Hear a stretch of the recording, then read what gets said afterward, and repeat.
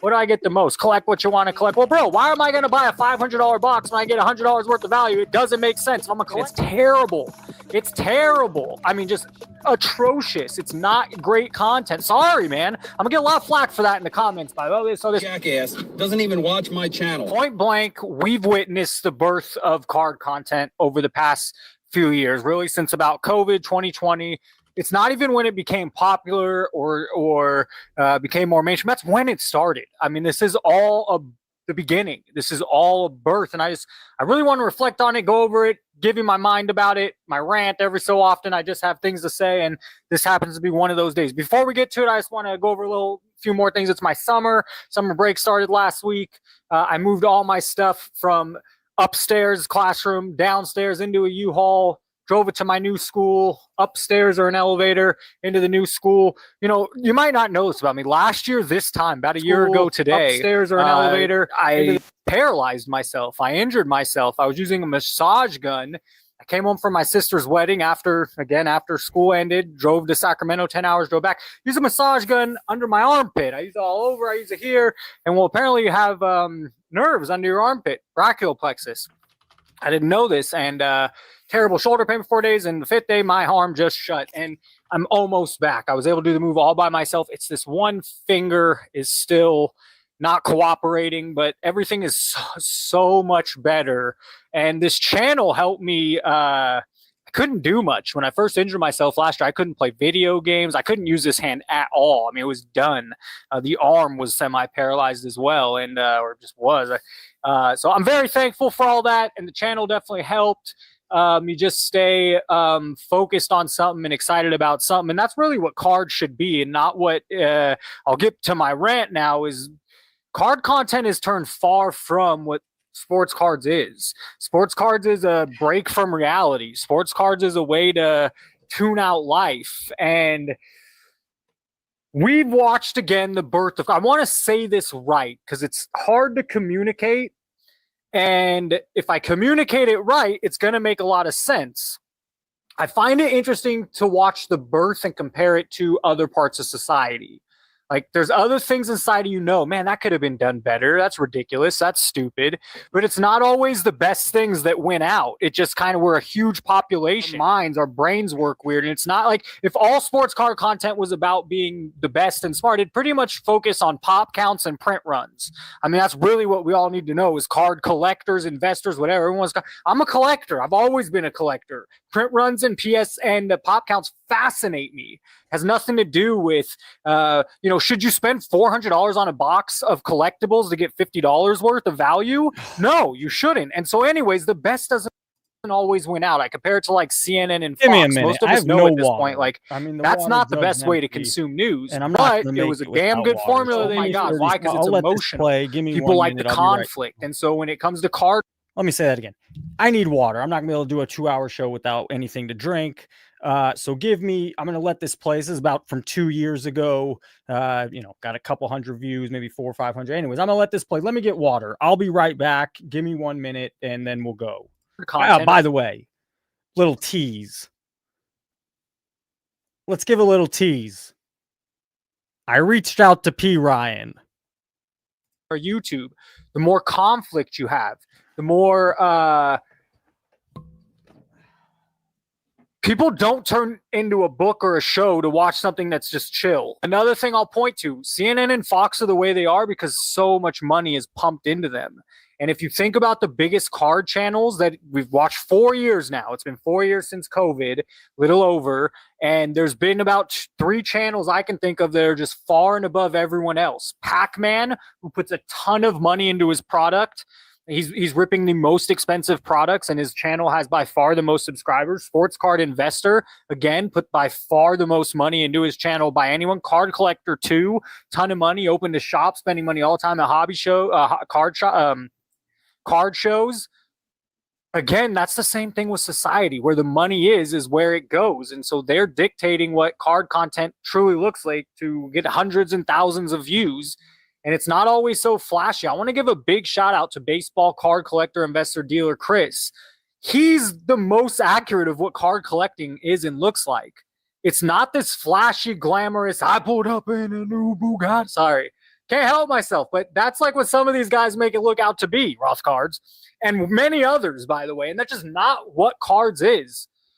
Maybe to the new generation it is, and I don't see it being a sustainable gimmick to pull for the next decade. I don't. That's enough for later. Down this rant, I want to talk about breakers. I think breakers, I'm very curious to see how many of them fail in the next year to 5 years. I think we're going to see so many breaking businesses go under or not survive or need to pivot or add because do you buy hobby boxes? Do you buy hobby boxes? Because I know I'm a huge card collector and I pretty much don't buy hobby boxes anymore. Very rare. Maybe one a year. Maybe at this point. I think retail is king. But if I'm not buying hobby boxes, I'm asking you, how many do you buy a year? If you're not buying hobby boxes, I'm going to let them cook. breakers are the ones buying the hobby boxes. And sooner or later, people are going to stop breaking. I think it's already happening. You hear from people like Geo of Sports Card Nonsense, oh, it's been a slow year. Oh, it's slowing down. I mean, you never guess by videos, but videos can be very deceiving. What's cracking? Sorry about that weird start. Yeah, 273 views, May 28th, 2024, a year and a half ago. Look at Mary Gamble showing off. I don't know how well you can see it. Just trying to show off. I did reach out to P. Ryan. We'll get to that in a minute. Let's get rid of some stuff here. I want to do, I labeled it Smack Talk. There'll be a little Smack Talk. I have a little thing I want to do with real cards tonight. I'll tell you later what I want to do, but it is something I've been wanting to do. I have a good idea how to do it.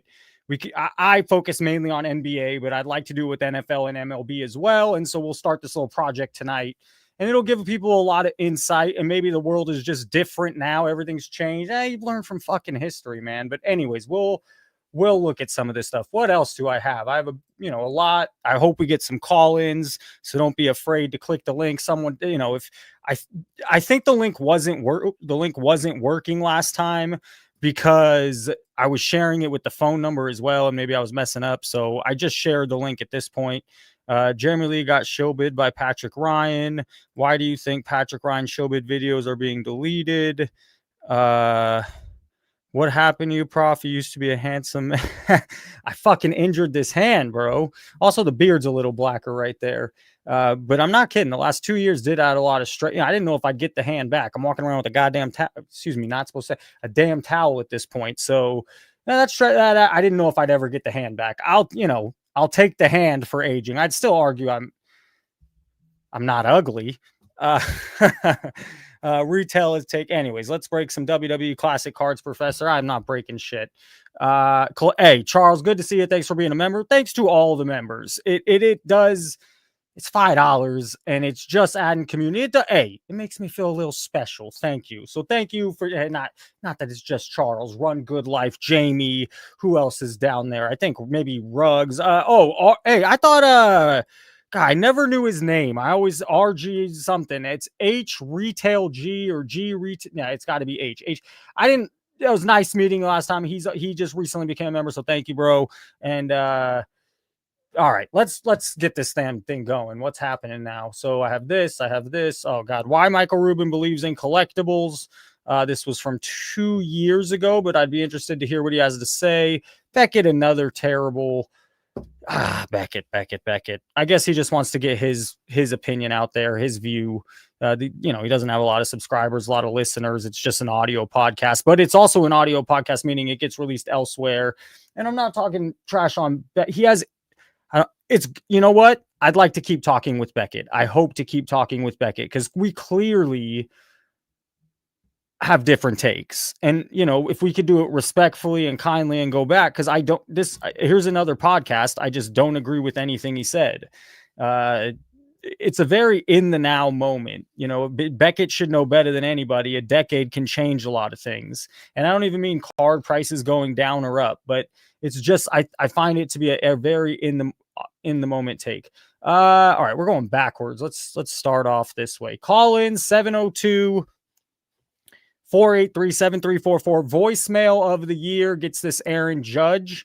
Right now, that'd be going to Kenny F. and Powers, but I wouldn't say easily dethroned. Maybe he gave a 6.5 or 7.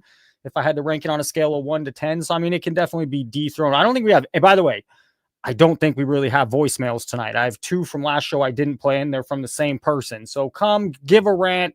Tell us what's bothering you. 702-4837. Hey, give your take on the P. Ryan incident. Give your take on Beckett, what Beckett's got to say. Give your take on some of the other content creators, good or bad. Give your take on my content. By the way, this is, oh, I didn't set this up. Son of a gun. I'll set this up right now. You're going to have to give me a minute, but this guy didn't want it. He didn't want it.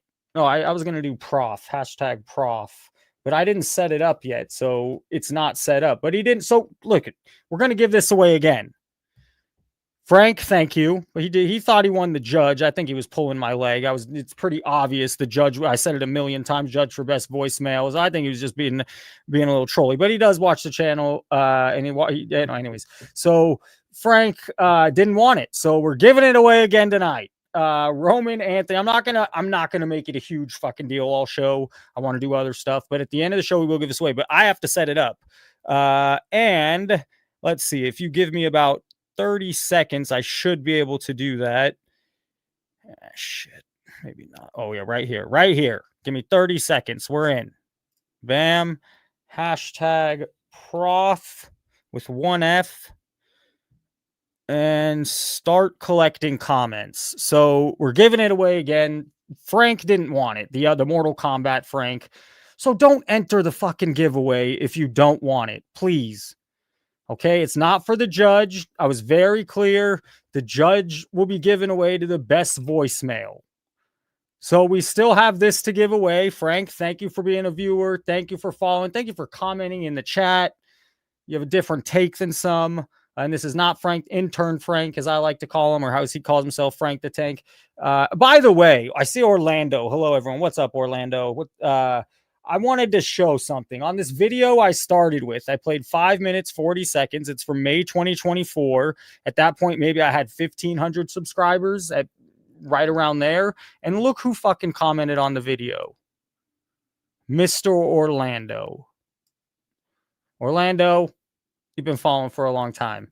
Thank you, man. And we've chatted in the comments very little, but a while back. And I watched your stuff, and I don't watch a lot of card content. I don't have a lot of time. First of all, let's just talk about that. I'm working full time. I then come do the show or prepare for the show or make videos. I'm always thinking I'm reaching out. By the way, I reached out to P. Ryan. Where is he? There he is. So I don't want to share a lot.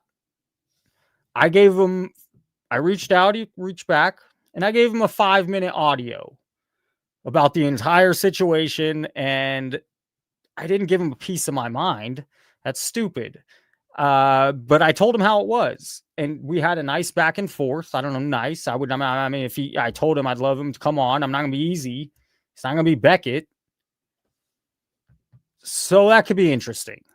And for his sake, I kind of think it should be maybe a one-on-one, because I think Chad will eat him up.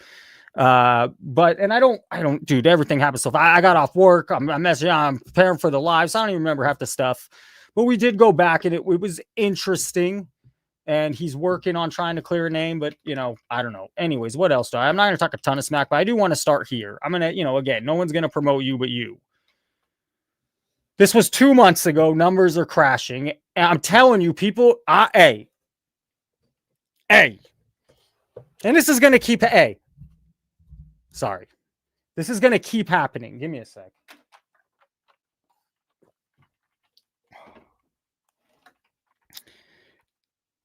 Gosh, Neo's going to hate me for this. This is one of the Neo moments where he's going to be like, oh, Professor, the freaking godsend of YouTube. Is that what he called me? Thank you. I appreciate that. Sports card channels are tanking, took the content world by storm. Everyone covered it. I got a lot of love on this one. A lot of people, some pushback. I mean, love as in this was shared. This went in the card content scene. This went a little viral. And then I'm just going to say, no one watches Beckett's channel. Nobody. I got recommended Beckett's video because I watched some of his stuff to prepare for the interview. As this was 21 hours in. 21 hours, this thing had 220 views. And you know damn well after 21 hours, this thing wasn't getting many more views. And I'm just going to ask you, where did you see this fucking story? Maybe, oh God, P. Ryan's going to be mad at me on that one. But Beckett put it out. Where did you see this story first? You saw it here on the live on Tuesday night, the day this interview came out. And who made content on it recently? Dustin, Jeff, and many fucking others. So while this one, it won't directly say Professor Sports Cards or anything, I'm just going to give myself some love and say this was me that broke this story. And now, ooh, maybe that was a stupid thing to say because I know P. Ryan's not happy right now. But I'd love to chat with P. Ryan and tell him what's up, and him to say I already had that chat with him. So it'll be interesting. So anyways, I'm going to leave it at that. I'm not getting into any of the details of anything because I'm here and it's already hard to compartmentalize all these things. And also another one a month ago. Brandon, thank you, bro. $10 early in the show. Early. It's Friday. You ain't got a job. You ain't got shit to do. Anyways, hey, Brandon, thank you so much. Also a member of the channel. Thank you, sir. Another one a month ago. So we got 2 months ago. We have this week, and we have last month. So I'm just letting you know, I don't mean for it to happen, but I'm going to keep trying to make the best content possible. Keep trying. Hey, this happened to P. Ryan. Let's reach out to P. Ryan. That's a fucking story. You know, that's a good story. He's going to hear it from everybody. Why not come hear it from me and try to see if where it lies? I want to move off that because it's all very new and I want to, but the last 3 months here, I argue that this, God, do I want to argue that? It might make me, people are saying, I don't know. I'm not going to say it. The lives, we'll go there too. People talk about, shilling Gio coming on for exposure, but I'm just going to mention something else that has nothing to do with Gio. When I talk about Dustin in a good or bad light sports card, when I talk about Dan the Card Man, when Neo comes up, there's people that have been in the hobby 3 months that are watching this right now. There's people that have been in the hobby 6-9 months. They call in. They don't know who the fuck you are. They don't watch your content. I know for a fact, intern Frank, he found Dan the Cardman and Gio through these lives. So whether it's good, bad, and different, and getting your ass on here is good for you, the lives are also providing some viewer, some love, whether it's good, bad, and different. It's, there's people when Trike came on here, people don't know Trike, people don't know Troy. And I know a lot do, but not everyone. And so anyways, that's all I'm saying. I'm going to give myself some love is that, yes, I did a video. Oops, daisies. I did a video 2 months ago. Sports card channels are tanking, and it went viral in the card scene. This I'm going to give myself credit for, and the rare interview with PSA and the lives. All right. Hi guys, we're at Bleecker Trading today in the West Village. I'm hungry, and I thought to grab a. Maybe I'm not the demographic, but it's a pretty big eye roll at this point, right? I mean, either it's just an eye roll at this point. At first, okay, a new creator, interesting. She's got this New York thing showing her car. She's female. Okay, this could, and then now I've seen it for a year or figured it out. It's an eye roll to me. A slice at the most known pizza place around the block called Industry. So let's go get a slice and then go comp cards. What up? All right, I'm no. I also don't have that up. Ooh, little late start. I was getting a lot of things going on.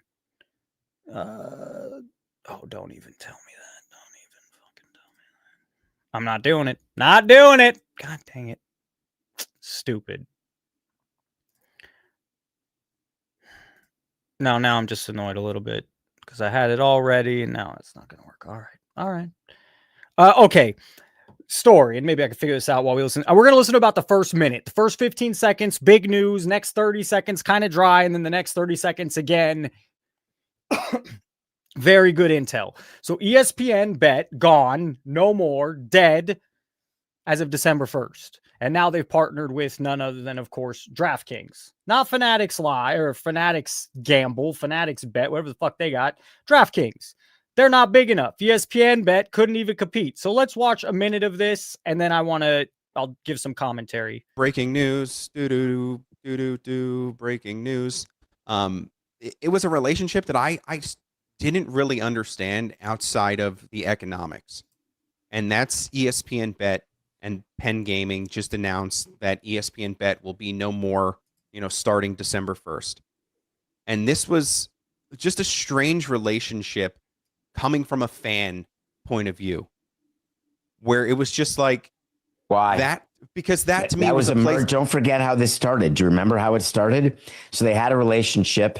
They got rid of Barstool. They got rid of a company, and they decided to partner with ESPN to create what they thought would be a competitor to our partners, DraftKings, and to DraftKings competitors. They were trying to gain market share in an industry that has proven to have, there's two and then everybody else. And everybody else is just crushed. And okay, so first there's a comment I want to reply to, but that's right. He said there's two. It's DraftKings and FanDuel.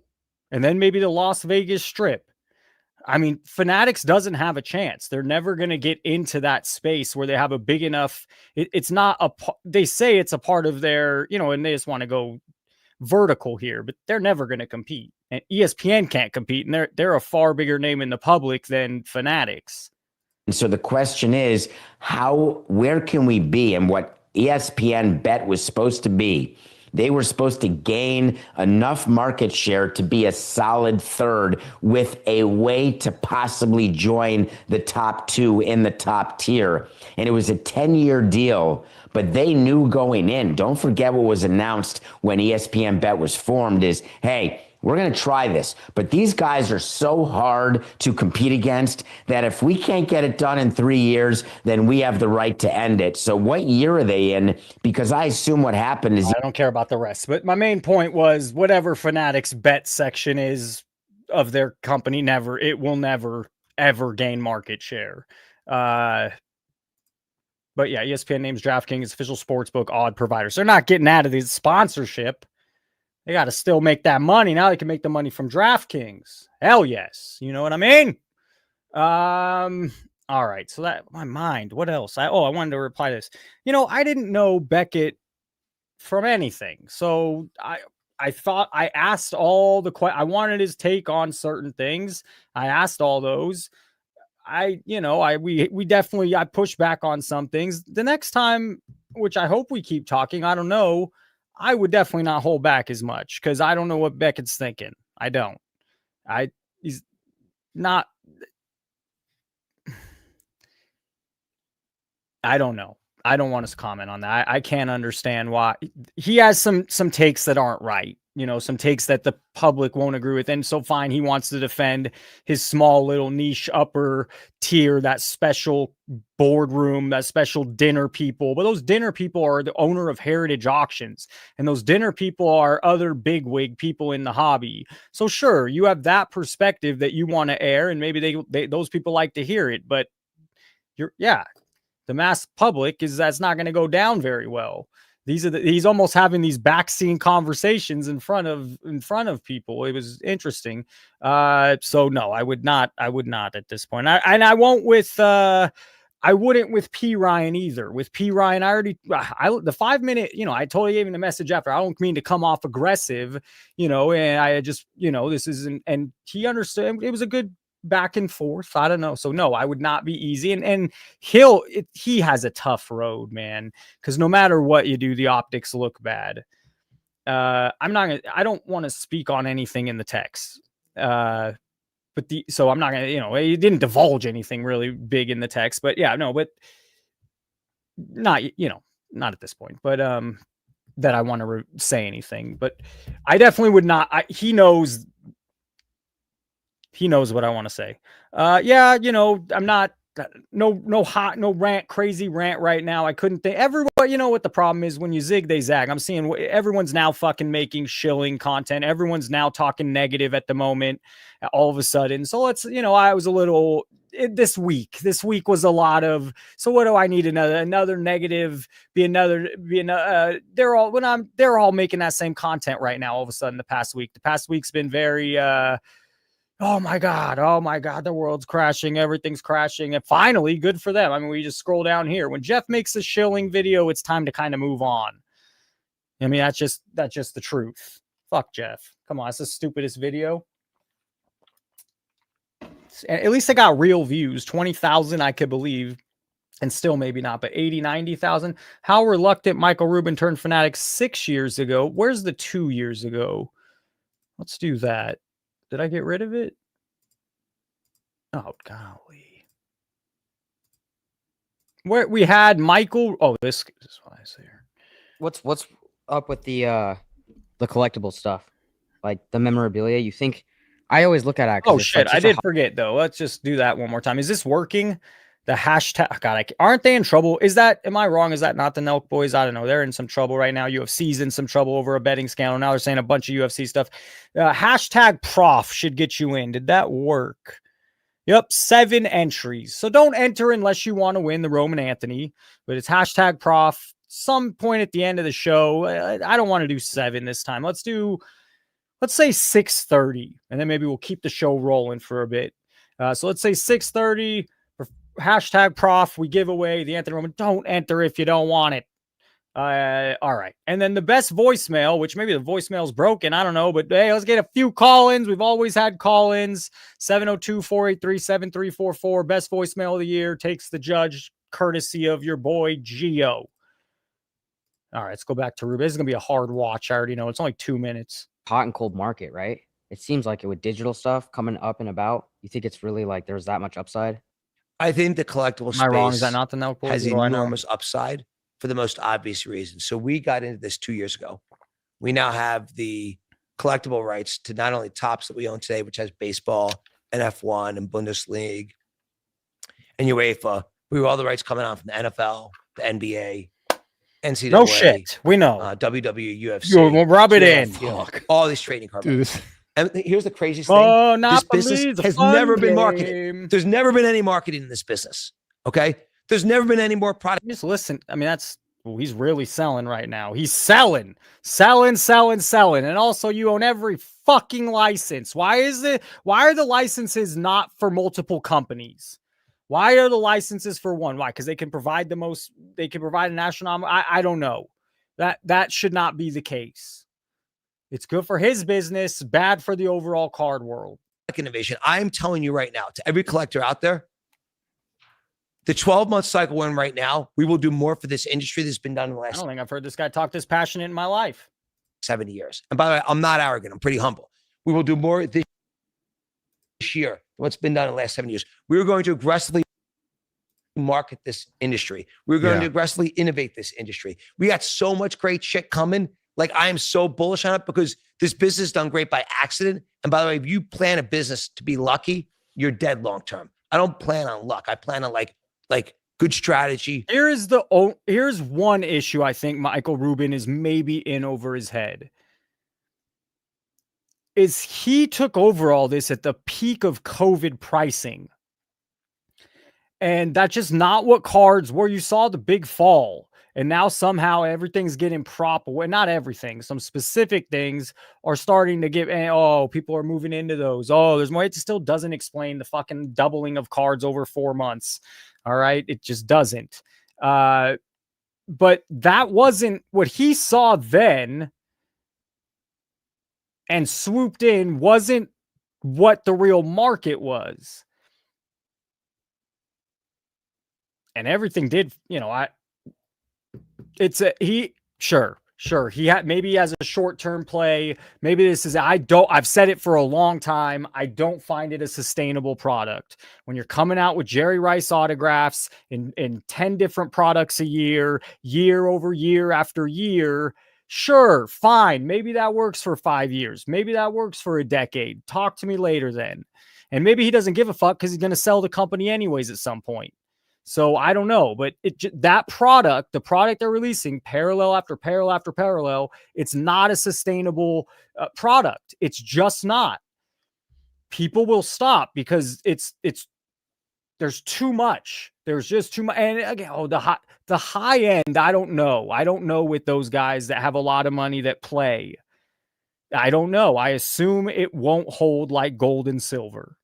That will be, if the prices are baked in, good luck making those things go as the decades roll. There's just too much of it. There's too much. Hard work, getting everyone behind it. Yeah, you're just starting to do the live streaming of the opening of these things, right? Absolutely. Yeah, How we're going to launch important is that. that? It's called breaking. This year. I think it's really important. I think it's a new format. I think the format's really important. Look, I think one of the reasons I'm doing stuff like this, I learned so much. Adderall? I don't know anything. I know nothing. I know nothing. I'm going to watch what you got. I'm going to now pay attention. From this conversation today, I'm not going to pay attention to you guys. I'm going to learn from all of you guys. That's going to make us better at what we do. That's the way my brain works. So I'm always learning. One of the things Fanatics actually has the biggest opportunity on today is kind of same natural social media. It's not been a place we've been strong. Oh, it didn't work, bro. It's natural social media. My ass. It's not it's not natural social media. It's not. You go there for a very specific, very niche product. You're there with some other degens. It is nothing like what you see on other social media platforms. Zero.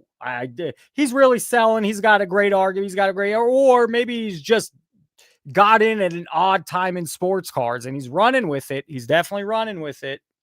But with all the content that's around us, how are we not great at that?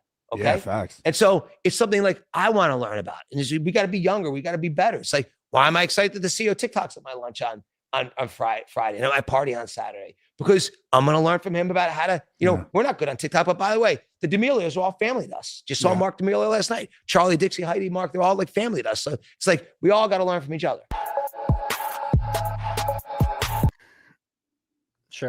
Sure, buddy. Sure. I want to. Hey, we're a half hour in. I don't have a ton to rant about. If you want in on the Givey, it's #Prof Roman Anthony. Someone leave a voicemail. We could listen to a couple There's only 2 right now. It goes into both those. I kind of want to jump into my research. That might be good for views, might not. I don't give a shit. But I do want to do some card research tonight, and it should be good. It should be very solid. What I want regarding some pop counts and prices. Okay, Sportsbook bought, or they're gone. No more ESPN bet. I got the fig jam and bacon slice. It looks so good. We're gonna go eat it at Bleecker Trading, and I have a couple cards, a Kobe and a Mantle, that I want to comp out. So let's go. Cheers. Okay, now that I got my snack, I'm gonna go comp some cards. You'll see me when I purchase them. I got some cards, so here are my. Hey, you guys say I'm too easy on Gio. Let's give Gio some shit real quick. Gio came at Ziggy about men's addiction to female, which is not wrong. He's not wrong. But what's going on here with this? Gio must hate this. Gio must really not respect this content. Putting words in Gio's mouth. Hey, Gio, why don't you call in? Bleecker Trading pickups. Sarah Strong, McDonald's auto out of 75. Matherin auto out of 99. Topps Heritage Judge. Jung Hoo Lee Topps black and white yellow. And last but not least, a classic, a 99 finest Kobe. I mean, I love Kobe and I love Topps Finest. That's a nice card. Is it a classic? I don't really consider that a classic Kobe card. Not to be nitpicky, but it's definitely not a classic. Bryant refractor. I'm so happy with this. Always some solid single deals in the shop. I wanted to show you guys some of the neighborhood, and I think if you guys. By the way, Rhonda did agree it won't be tonight, but she did agree to call in, talk about a bunch, and also I'm very curious her honest opinion on some of these female collectors. Guys like this, I'll do content creators. More food. Let me take that. It's probably a far stretch to say collectors. Content creators. Well, I was at work. I saw something from Mama Breaks. We'll have to do that. It's fucking some TikTok bullshit. In the neighborhood. But I'll see you tomorrow. Bye. Oh, you got a kiss. Hey, everybody, you just got a kiss. Holy shit. Let's check. Where's IG real quick? Let's go there. Professor Sports Cards, Instagram. Who leads off? Who leads off? Breaking news. Wild card versus Panini. I heard about this. Panini's weaponizing its dominance to choke off wild cards. Your trading card company is not failing because of fucking Panini, bro. It's failing because you have 15,000 Caleb Williams, all with a different serial number, all with a different monster. So you think you're saying it's a one of one when really it's fucking worthless. So I liked the wild card. That was my favorite booth at the National. The wild card booth was badass, just was. Very cool looking art. Even the concept of their cards, some Frankenstein or some sort of monster. This was only one variation. They had others, but that's the one I liked, paired with the player. But then you come to find out the price, fucking ridiculous. How are you going to compete at that level? You're an idiot for that, putting it at that price. And number two, it's this large scam, or it's not a scam. It's a terrible business model. It's also a product that is not sustainable. And that's proven now, just like with Thompson and Panini. The product's not long-term. No one wants the wild card stuff because there's a Caleb Williams out of 5 1,000 times. And there's a Caleb Williams 1 of 1, 5. I'm not kidding about this. 5 to 10,000 times. I did a video on it. It's just ridiculous. So you're not failing anything to do with Panini. I don't know what Panini's doing to choke you off, but your business is not doing. And maybe it does well because breakers can break it, but I don't even think breakers want that product. It's not making them a ton of money. I need to get someone back here doing the comments. The comments are too good. I can't watch breaks unless I see Jiggle. That was hilarious. That's a petty line right there from the last one. My goodness. All right. Oh, sorry, I got to sub send. David C. Good to see. I hope. Hey, David, feel free to call in tonight. I don't have a ton. I hope there's some callers. Ziggy might call in. Geo might call in. No, I'm kidding. Geo's not calling in. Who else? I'm not quite sure, but going to be an interesting day. Already been an interesting day. Going to be an interesting evening. I'll say that. All right. What else is going on? I'm just trying to catch up on chat. Laugh Out Million USA is Panini. Garbage Pails Kids is where it's at. Hey, Greek Okie, you have a buddy here. It's not just Caleb Williams, though. I don't know why he popped in my head. That's the player I think I maybe did the research on. It's all of them. It's all they have. It's not just Caleb Williams doing it. That's their motto. So it looks like it's rare when really it's not, and it's overpriced and it's just garbage. So let me choose. Panini is leveraging its market power to coerce essential downstream distributors and an essential upstream specialized manufacturer. Is that not complicated enough? All right. Well, Wildcard's suing Panini. Panini's suing Fanatics. Fanatics is counter-suing Panini. It's all a shit show.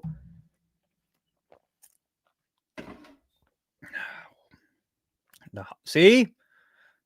You see? I'm telling you, something's going to change. And I'm going to, well, can I take credit? I won't take credit because it's Sports Card Radio it was the first, but they left. AIH, but nah, this shit's boring. Sorry, bro. It's just the truth.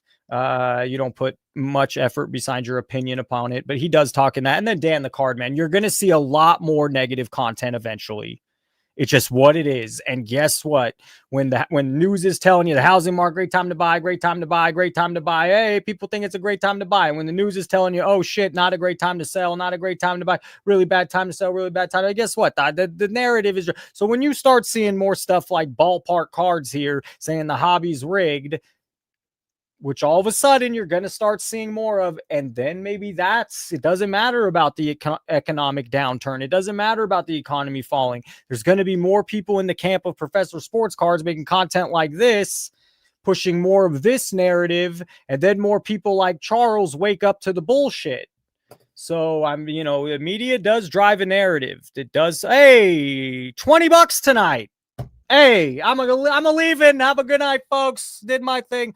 No, I'm kidding. Jamie, thank you so much. That's $20. That takes care of my full dinner. The other $10 earlier. Brandon, Jamie, couldn't thank you enough. Thank you, guys. Let's catch up on some more chat. Hell yeah, from Greek Okie. Don't hurt him, Professor. I'm watching UNC. Hey, college basketball is the best. College basketball, NBA the refs, they all argue, they all complain. I love the NBA, but college basketball is refreshing sometimes. Sorry, I'm just doing so much. Fuck the economy, professor. Modern is overpriced and overprinted. Hey, we got hardcore. Okay, hey, hardcore, let's do like 5 minutes, maybe 10 if we're running good. But it says hardcore will pop on. I'd love to hear what he has to say and say his name. No, it's not, but it's somebody else. We'll give him a couple minutes as well. What do I want to put? What do I want to put? I don't know. Let's just do it. Charles, fuck. I don't know. I am very baffled by the echo because I've spent quite a bit. There was no echo for 2 months. I thought I fixed it for a weekend, not sure. And now when I get back, fucking Charles, you got the thing is what can I tell you to talk about? Charles, I don't know. You could just start ranting or talk about the hobby is rigged. I don't know. Charles, I got to leave because it's going to be an echo. Actually, is there an echo? Is there an echo? Let's do that first. Is there an echo? Echo. Do we have an echo? The fuck's Frank? Ziggy, that worm. Is there an echo? Hell no, Charles. Charles, get some positive, get some negative. There might not be an echo. I don't hear anyone complaining. Yes, Stadium says echo. Echo. Yes. All right, I'm out of here. Say so. So Patrick Ryan also called us hobbyist idiots just because we want to get cards cheaper. I think that's kind of interesting. He's such a chode. I absolutely hate people like him. Hey, it's not that now, sir. Charles, freshly shaven. I like the clean top. Hey, how you doing, bro? What's going on? We're up by 42 points, by the way. I just want to get it. You guys are too, it's a little talk about rigged. No, I'm not, but there's a lot, Kentucky's got a great program. Great 93-47 with 5 minutes left. We like it. No Cubs attire. You're right. Vintage is a good observation. Hey, Astro Worm's back. Good to see you. The mommy. We got some regulars back. Stadium Bodega, welcome. Haven't seen you before. Maybe you've been here. Sorry if I haven't. Charles, sorry, bro. What made you call in? And let's get more calls after Charles. Several things. First of all, Patrick Ryan calling us idiots just because we want to get cards cheaper really pissed me the fuck off. Like, why would you call us idiots? Because first of all, he's the one shield betting. He's the one that's shield betting, and he's calling us idiots because we want to get cards cheaper. He said, and I quote, "I want to keep idiots from getting his cards cheap." Like, let me pretend I'm him, and he said it was just once, and I didn't. That's only ever once. Isn't it very hard for him at this point?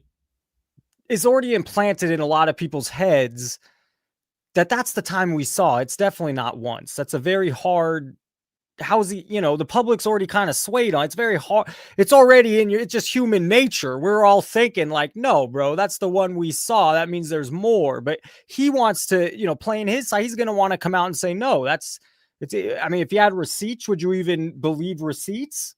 He's a multimillionaire who has one of the best autograph graded things you'll ever see, having a Babe Ruth relic and having all those grades autograph it. He's got money. He's got fuck you money. So he doesn't care what me and you think. He cares what Dr. Beckett thinks, which is why Dr. Beckett glazed him all the entire friggin' time on that stupid podcast. It's okay.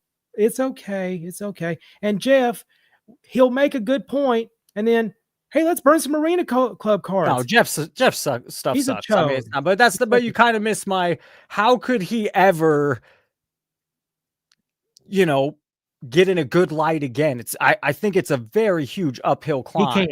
He can't. Yeah, I know he wants to. I know he really wants to. For this. People in the hobby have been canceled for shield betting, and they've been just ostracized. And that's what Patrick Ryan's, it's going to happen to him eventually. He's not going to get in anyone's good graces because no one believes him. He's disingenuous. He comes off that way. And the fact that he called us idiots for trying to bid and get cards cheaper than we normally would, just fuck him. Well, I mean, Shabby, everyone, Gio texted me, asked me if anyone reached out to me about taking a video down. And now I'm seeing in the chat, Dustin and Neo took their videos down. So should I be worried about it? Why haven't they reached out to me and told me to take my video down? Dustin's wasn't even going after him that hard. That's the crazy I went at him pretty hard. Well, yeah, but Dustin didn't. Dustin was just kind of tame like he always is. I watched it at work. I was like, okay. Yeah, but my question is, why haven't they told me? Should I be worried about anything here? He talked to me. We chatted. But why take their videos down and not mine? Hey, thank you. Thank you, gentlemen. I appreciate that, gentlemen. Let's You get gotta a, ruffle some hey, more okay, feathers. I'll take that from. We got Spike. Spike. Now here's the thing. I'm gonna get. Let's do like 2-3 minutes, all of us, and then I'm gonna, feel, and then that'll be that. But let's put Spike. Spike, how we doing? Good. How are you? Doing well. It sounds like you might have got a new mic. Or I hope you can hear me. hear you very well. Spike, what Good. made you call in? I just was going to share on you guys' topics. Good to see you, Charles. Good to see you. This whole thing, like Dr. Beckett I think we need to be a little more patient about this whole thing, and just maybe we need a second discussion with him. And, he helped clarify some things about the bidding that goes on that we didn't know, right? Like, he had the conversation, it was there.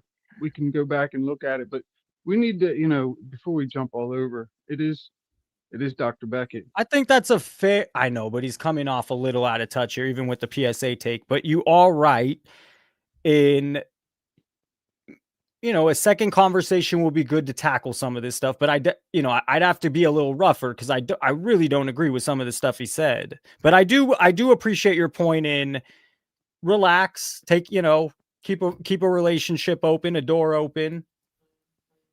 It's been like less than a week. It was a terrible interview, bro. I mean, you show your true, like, it just was not. And then his content of the PSA also just very odd. I feel my take, Spike, is that he is taking his view, which is common in his little circle of people high up in, and he's acting as if that's all of us hobby. And for 95% of us, his view isn't going to click. His take isn't going to click. And that's fine if he wants to keep voicing that opinion. But it comes off really out of touch. It was an elitist hobbyist circle jerk. And I'm being nice about it. It's an elitist hobbyist circle jerk. They know each other.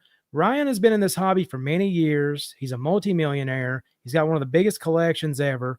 Jeff Wilson did a whole thing on it where he's sitting there glazing him about his collection.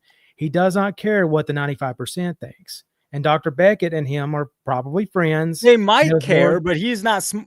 He's not reading the room well enough to know, bro, you should probably keep that to yourself. What do you? I mean, maybe I'm wrong, but I think he's not reading the. I don't know. It's a good old boys club, and we're not in it. The chat's right about that, and that's the saddest part. Mike wants to say slow down, which I appreciate that comment. I do appreciate that thought, and I understand where you guys are coming from with all the talk, and there is an aspect where he did say, if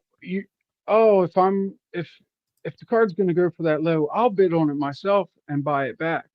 So it's your card and you already own it, and you're going to relist it.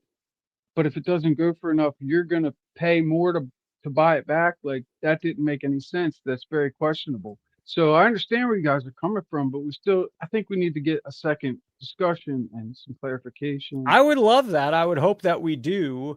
I've already made a bet saying he'll 100% go on Jeff Wilson's podcast next week. Geez. The one thing I did tell Pete Ryan was, like, the other part of that conversation that has to be addressed is buying friends or bidding on friends' cards to not take a low price or to protect defensive shill bidding or bidding, as Beckett put it. And I didn't even mean to do that, but it worked out well. That's just it's not. That's another whole separate issue that they just opened a can of worms on with basically admitting to that. They're using their buddies. Hey, go on and bid up my cards so that I can get more for it. It's pretty simple. I mean, and I understand where you guys are coming from. And that's not right, Spike? You would agree, though, that's not okay. No, and that's why you guys have a full right on to complain. But it's there's certain aspects, like where he said he's going to relist it and then buy it back at that price. Well, why are you listing it? You're essentially going to pay more for a card you already own. That doesn't make any sense. But he's talking about Probstein. Probstein told him, you aren't the owner of the card. You're consigning it for a friend. If you want to buy it off that What do you think? Okay, so what's your take on the Probstein? That's okay. Like, you're sending it to Probstein for someone, I but disagree. you want to buy the card. But your friend doesn't want to sell you the card at whatever price you're offering. He wants to try to auction it for a little bit more. So then you can bid on it That's instead not what to they get were it that way. saying. But that's That's they okay. cle- But then there's other things that they're a little they shady. I get clearly it. said in the interview that they bid on friends' cards to not basically give them away or to not, get fucked on a card. To keep So idiots from it's getting not the card that they cheap. want the friend's not bidding on it because they want the card. They're doing it to create a floor, to create a little buzz. They don't say the buzz part, but they did blatantly say it was to, to protect their auction, and that's a little dirty. I see what you're saying. Fine, they don't want to sell to their friend at that price. That's still weird. Sell it to your fucking friend. Like that's still kind of that's capitalism at its finest. Sell it to your friend. No, I'm putting it on auction. Fine, your friend's allowed to bid on that if they truly want to buy it, not to set a floor. And I appreciate you're prepping me for Beckett because this is this is you're But taking the other side a Here's little. the problem. He even said in the very beginning of his discussion that it's all about intent. Are you bidding on your friend's card for the intention of just getting the price higher, or are you bidding on it to buy it? If you're bidding on it to buy it, I don't see the problem. But If again, you're a how friend, are we going buying to it privately? If you're how a do we friend, buy it determine intent? Like how do we know what your But intent they is? said it out of the mouth, and then we shouldn't let intent be a part. Then well, number one, the company shouldn't let you bid on their own card. That's a whole separate issue that is separate from P. Ryan or Beckett. That just shouldn't be allowed. Where you're able to go in there and bid on your own card. That should not be a thing. So that's on the companies, and I know that was acquired through Fanatics Collect. So I don't know, but he should. That's number one. And how do you determine intent? It's awfully hard. So when you get caught on bidding on your own card, it almost the intent. Just it's hard to say. I don't. He discussed that. P. Ryan. He said it was sort of a mistake. He doesn't understand how he was even able to. Yes, he does say. He knows he knows exactly what he's doing. He's a multimillionaire. He knows how to play the game. He is full of shit. It's okay. Gentlemen, I wear a tinfoil hat, my friend. I understand, but then you still have to prove. No, yeah, you're giving a benefit out, which is very nice. Sometimes intent's good, sometimes it's bad. You cannot always we cannot just assume always the intent is good. And we always can't just assume intent bad. Guys, thank you both for calling in. Charles, thanks for being such a long time live member. And Spike, you're almost here all the time now too. Thanks for calling in, guys. Oh, now, all right. Yes. What do we want? I want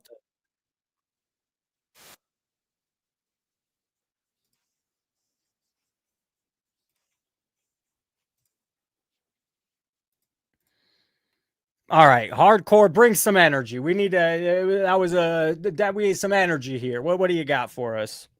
How you doing? How you doing, by the way? I'm doing good. I do want to talk about the shield bidding thing, and there's a couple other things I want to mention. But first of all, I do think it's wrong. And then, I mean, for several reasons. But one, bidding up your own card. I mean, anybody with a conscience, I think, probably knows that that's not the right thing to do. You know what I mean? I think he went on and did that interview with Beckett because he knew he was in the wrong. He's trying to explain his side. And I think he dug a bigger grave as time went on, and I look at this probably a little bit differently than most people because I don't know how much you know about the stock market and say market manipulation, but I kind of look at these guys and some of their stance, because I do think there's a lot of people that invest in cards that are probably invested in the stock market and they know how or precious. Yes. Especially at that level. Yeah, they know how the game works. And if people haven't done the research like I have, or like you probably know, they probably don't understand a lot of the tactics that whether it's a big hedge fund or maybe it's somebody that worked for a hedge fund, or maybe they're just like a day trader or something like that. But guys in the stock market they'll have like a hedge fund and they'll have another guy bid against the stock to bid the price up, and then they sell it and they leave everybody holding the bag, and they make this is very big with meme coins. Yes. Yeah, it's all over the place. But their so stance if it's happening when there, of course it's happening here. yeah, it's like, oh, I'm your buddy. I'll bid up this stock, and we'll all cash out at the same time, make a bunch of money or make some profit. And, I think their same tactics for the stock market is the same shield bidding tactics. So it's like, hey, buddy, help me out and bid up my card, so I don't lose my butt on it. And then I'll help you out on the back end kind of thing. So, for anybody, in my opinion, to come out and try to justify why it's okay, it's like, I hate to put it this way, bro, but it's like, what would you rather have? Like a cat turd sandwich or a dog turd sandwich? They're both turds. So for them to come on and they're like, oh, well, this is like, defensive shield bidding versus positive shield bidding. I'm like, dude, it's still a shit sandwich. You're trying to justify the lack of integrity that you have. And so I don't agree with these guys at all. And I think anybody that does, I think needs to take a serious look in the mirror of why they would even have that take, of why that should be okay. You want to sell it to your friend, sell it to your friend. You want to put it online, then sell it to somebody online under the fair, market. But if they have some devious, background and maybe the stock market, then yeah, it's no wonder why they have this like, justification when they really have a guilty conscience. Hey, don't stop. That was great. That was that was your best moment on the live by far. You crushed it. Nailed it. So I got a couple other topics, but I did want to get that out of the way. So I don't think there's much more I want to say to other than that. I mean, I just, it sucks that dude, it sucks that I appreciate that, but it sucks that the card market has gotten to this point. And you know what? Like, I'm probably more neutral on Jeff than some people, good, bad, and different. I'm not saying I hate him. I'm not saying I like him, but like, we look at some of these guys, whether it's Jeff Wilson or something else, and we forget that Jeff Wilson was a CEO of a company. Like, a lot of these tactics are like stock market tactics. A lot of these guys and like their background. Well, they're basically the high end people that are obviously not as high end like what you're talking about with CEOs of big companies, but you're comparing them. I think there can be a comp there. I don't hate it. Well, I'm just saying you and me were blue collar. Probably most of the people in here are blue collar, right? You know what I mean? I would even put Gio, like, he's more of like a businessman, but I put Gio in the blue collar market. But when there's guys, all right, at one time in his life, that when we come from a different background, like, yeah, we're going to see things from a different perspective. And I'm not saying they're right. I mean, I don't think they're right. But, the funny thing is Jeff Wilson all of a sudden has this like, his take was like, he doesn't agree with this at all. But if you watch him through the years, what's happened to Jeff Wilson? He talks about how he got burned on like a big card. Like, he wanted a big card and somebody outbid him. So Jeff Wilson is probably, he didn't tell this on his video, but Jeff Wilson's probably sitting there thinking in his head, hey, some of these guys doing this shield bidding could have beat me out of a card I actually wanted. So he's probably pissed off because it's like this, CEO, kind of chess measuring thing of who can spend the most money on cards. And if he's getting burned out of a card, then I think he's like thinking about it from his own perspective of how many cards that he probably could have got that he might have got shield bidded on. At least he's making a stand. The positive part about Jeff, I'll say, at least he's taking a stance. And through all the other things that we probably, don't agree with Jeff on, I think at least he chose the right side of the coin on this one. Whether or not he really believes it or what he does with it. Yeah, I mean, it's just at this point, anything that comes out of it, it's not trusted. It's somewhat pandering. It's somewhat doing what he thinks he needs to do. It's somewhat for content. You can't own a Sports Cards HQ. You can't own a breaking company. You can't own a big, he's buying up cards and gobbling them up and then still give credible news. You just can't. So yes, it's good. He could, but there is no other stance. I mean, there is no other side to this there. So, I mean, there's nothing else to say. And then, so I give him credit for at least saying it, but there is no other say. It makes Jeff look good by saying it. I want to ask you another question though. If I talk to P Ryan, I'm not going to attack him like we are now or you are now. I have to. So, but I find it a very difficult. It's almost like he can do nothing at this point with the optics of it. So, I mean, what would you agree with that? What would you, I just like an apology? I don't know, man. That's kind of receipts maybe, but I just find it very hard for him. With time, a lot of things fade in this hobby and in this world, but that's where I'm at this point. And so I'd love any thoughts from you on that. No, I appreciate that. So here's what I would say, bro. All right. Like, I'm the kind of person, I look at the equation, like whether my situation or someone else's, like, I want to know the nuts and bolts. So I would put the ball back in his court and you ask him like how and why. Like Like, how did you get to this point, and why do you think it's okay that you and your friends can bid on the same card? Like, Oh where, yeah, where did the, I've already addressed that for sure. 100. Yes, that's yes. so like, and yeah, that's maybe a little more like. But I also elementary or- think I need to listen. You know, as you may, I think that's what you were getting at the beginning. I thought is what I got from what you said at the very beginning was let you like to hear the sides of the story, and so let the guy tell his side of the story. I'm not talking about online, you know, in an interview, but just to get to know somebody off the air, get to see what he has to say. Not that I would agree or would eat it up, but let him say. Even if we don't agree with him, or you don't agree with him, or whatever, just put the ball back in his court and see what he does with it. You know what I mean? No matter the topic or the question, you know, does he deserve a chance to maybe, you know, have his side of the story told? Sure. You know, it is America. You know, it is America. We all should have a right to voice. That's the advice I already gave. Pencil is that I think that's what we're saying is that, yeah, bro, you probably should stop. It wasn't a good thing on Beckett, and he probably should stop talking about it. Yes, when it's not, I 100% agree with that. He just can't win himself back talking about it. You know, that's. But I want to ask questions. I want to know. I want. Hey, what I really want out of it is, I bet you he knows a lot of dirt. I bet you he knows a lot of shit, and I'd love him to say some of that. That's my angle. No, he's a smart guy. He probably invested in the stock market or did a job and made a bunch of money and stuff. You know, like a lot of, you know, successful people are. You know, that's not me. You know, but there's other people that are in that category. There was two other quick questions I wanted to ask you, if you don't mind. Shoot. All right. So the first question is, what is the next big move for Fanatics? If you were to guess, what do you think They're next not. I big don't move? think they're buying Panini. Is that kind of on that angle, or no? No. I'm No, just saying it could be many anything. reasons.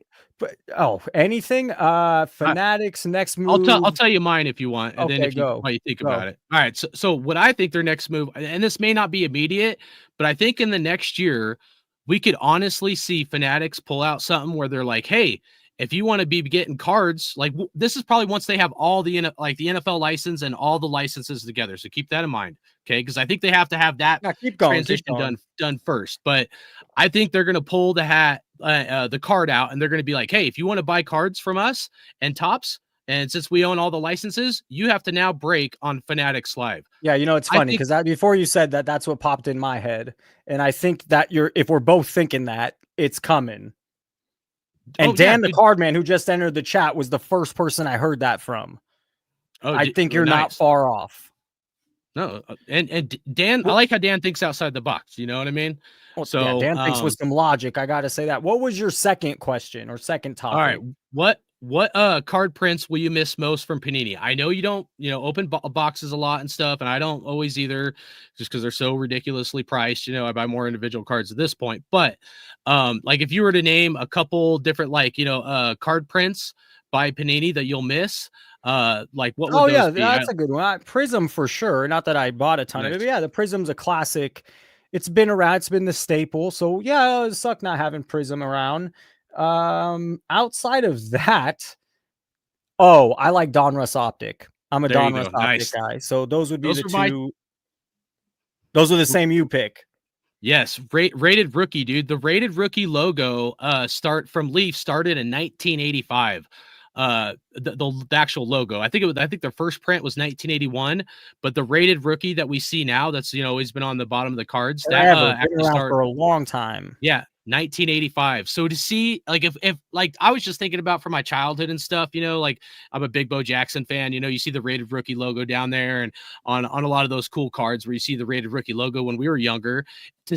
For me to think about now, like modern sports cards, for us to get like sports cards, and we don't have the option for a rated rookie, that has the license, Don Ross. A lot of the people I've talked to don't think Panini is going to do unlicensed stuff. I'm not so sure why. They could still they don't have to make all of it, but why maybe make the optic with the rated rookie logo. It just won't be licensed, but at least it still has the rated rookie. I'm curious. Most of the people I've asked do not think Panini will make unlicensed product. And you yourself, I don't think, by asking the question, you don't think they'll make unlicensed product.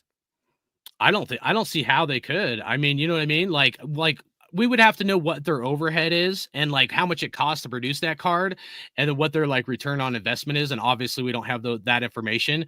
But like the downtowns, like, they're very hard to hit. I've tried to hit a lot of downtowns, but that's like one out of the, Yeah, I'm John not big Ross, on a chase. Just the chase isn't for right. It's so I hard know to you're hit. not, but there is some good looking downtown cards. They're just Yeah, some there's of some them cool, are- and there's some really ones they fucking missed. The whole thought Sure. process of it was a good idea.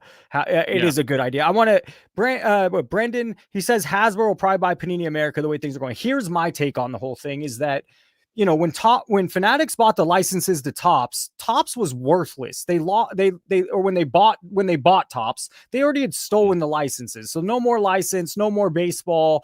And so, okay, they went in there and I don't know if they undercut, but they got a good deal. But the thing is, Panini has printing, Panini has global, and cards are hot right now. So some clueless person, some investor, somebody could see cards are huge and okay, we could get the infrastructure, a huge infrastructure to our own business, a huge name to our own business. I think that's more valuable to someone on the outside than it is to whatever Fanatics.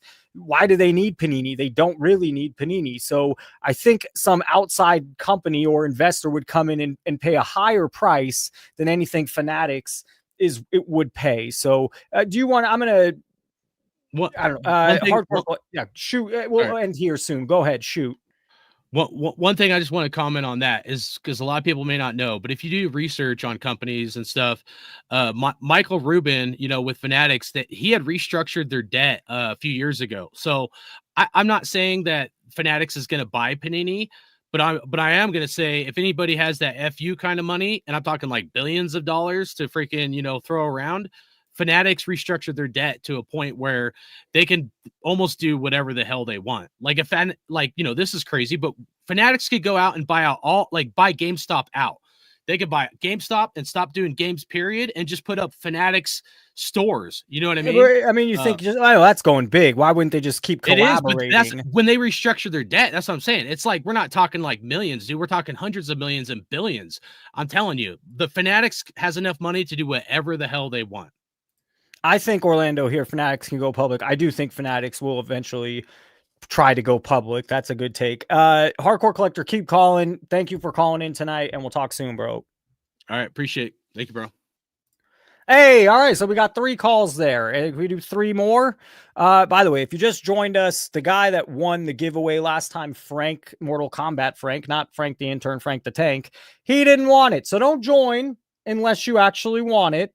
But it's the Roman Anthony auto. It's not a card. It's an 8x10. Gio opened this on the show on Tuesday out of nowhere.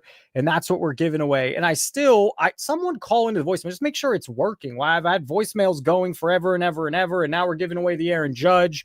I'm kind of surprised that hasn't sparked anyone to leave a rant or a voicemail.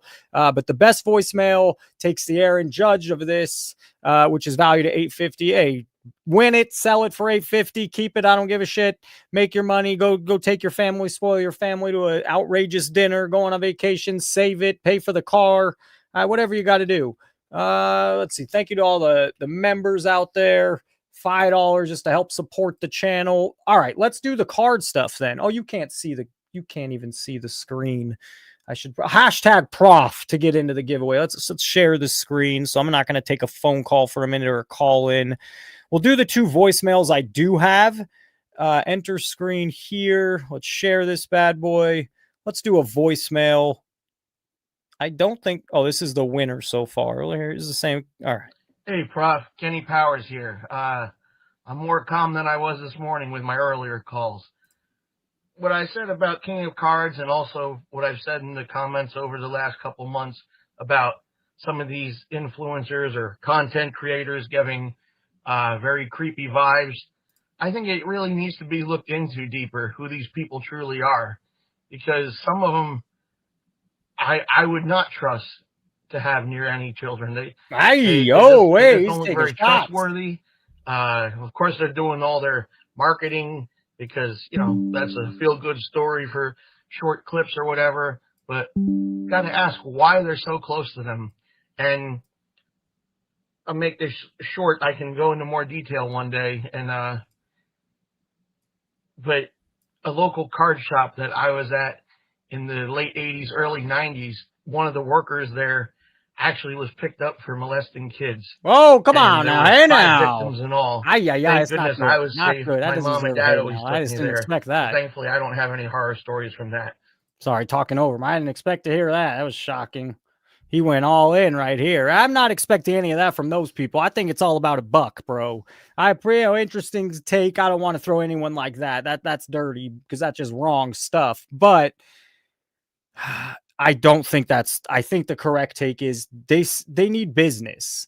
They need business, and you and me aren't buying from him. But a 17-year-old kid, a 14-year-old kid, a 22-year-old adult, they're more impressionable. They're more, they're more about that little life, getting a free. Oh, he got to give me $100. What a nice guy. So I don't. I think it's for content. It makes you look like a sweetheart. It makes you look awesome. It makes you look like you're better. You're such a giving guy. And you're just bringing in the younger people coming in are viewing it as a hustle, viewing it as a flip, viewing it as a gamble. Good luck, man, because that's not how the world works. All these younger people coming in for easy buck. Hey, I don't think it's sustainable. Anyways, let's let him finish. 20 more seconds. But it really shocked the town. And just thinking that's a local card shop at that time. Imagine the growth and the depth of where these guys are with all these kids in the hobby. And I just think it's something that should be looked into and just to protect them. Also, have a great show. In honor of Frank, suck it, Gio. Hey now, Bye. suck it, Gio. Not calling it anymore. Get the hell out. Suck it, Gio. God, I'm not supposed to say that. Play entire video just once. I'm not sure which video you want me to play.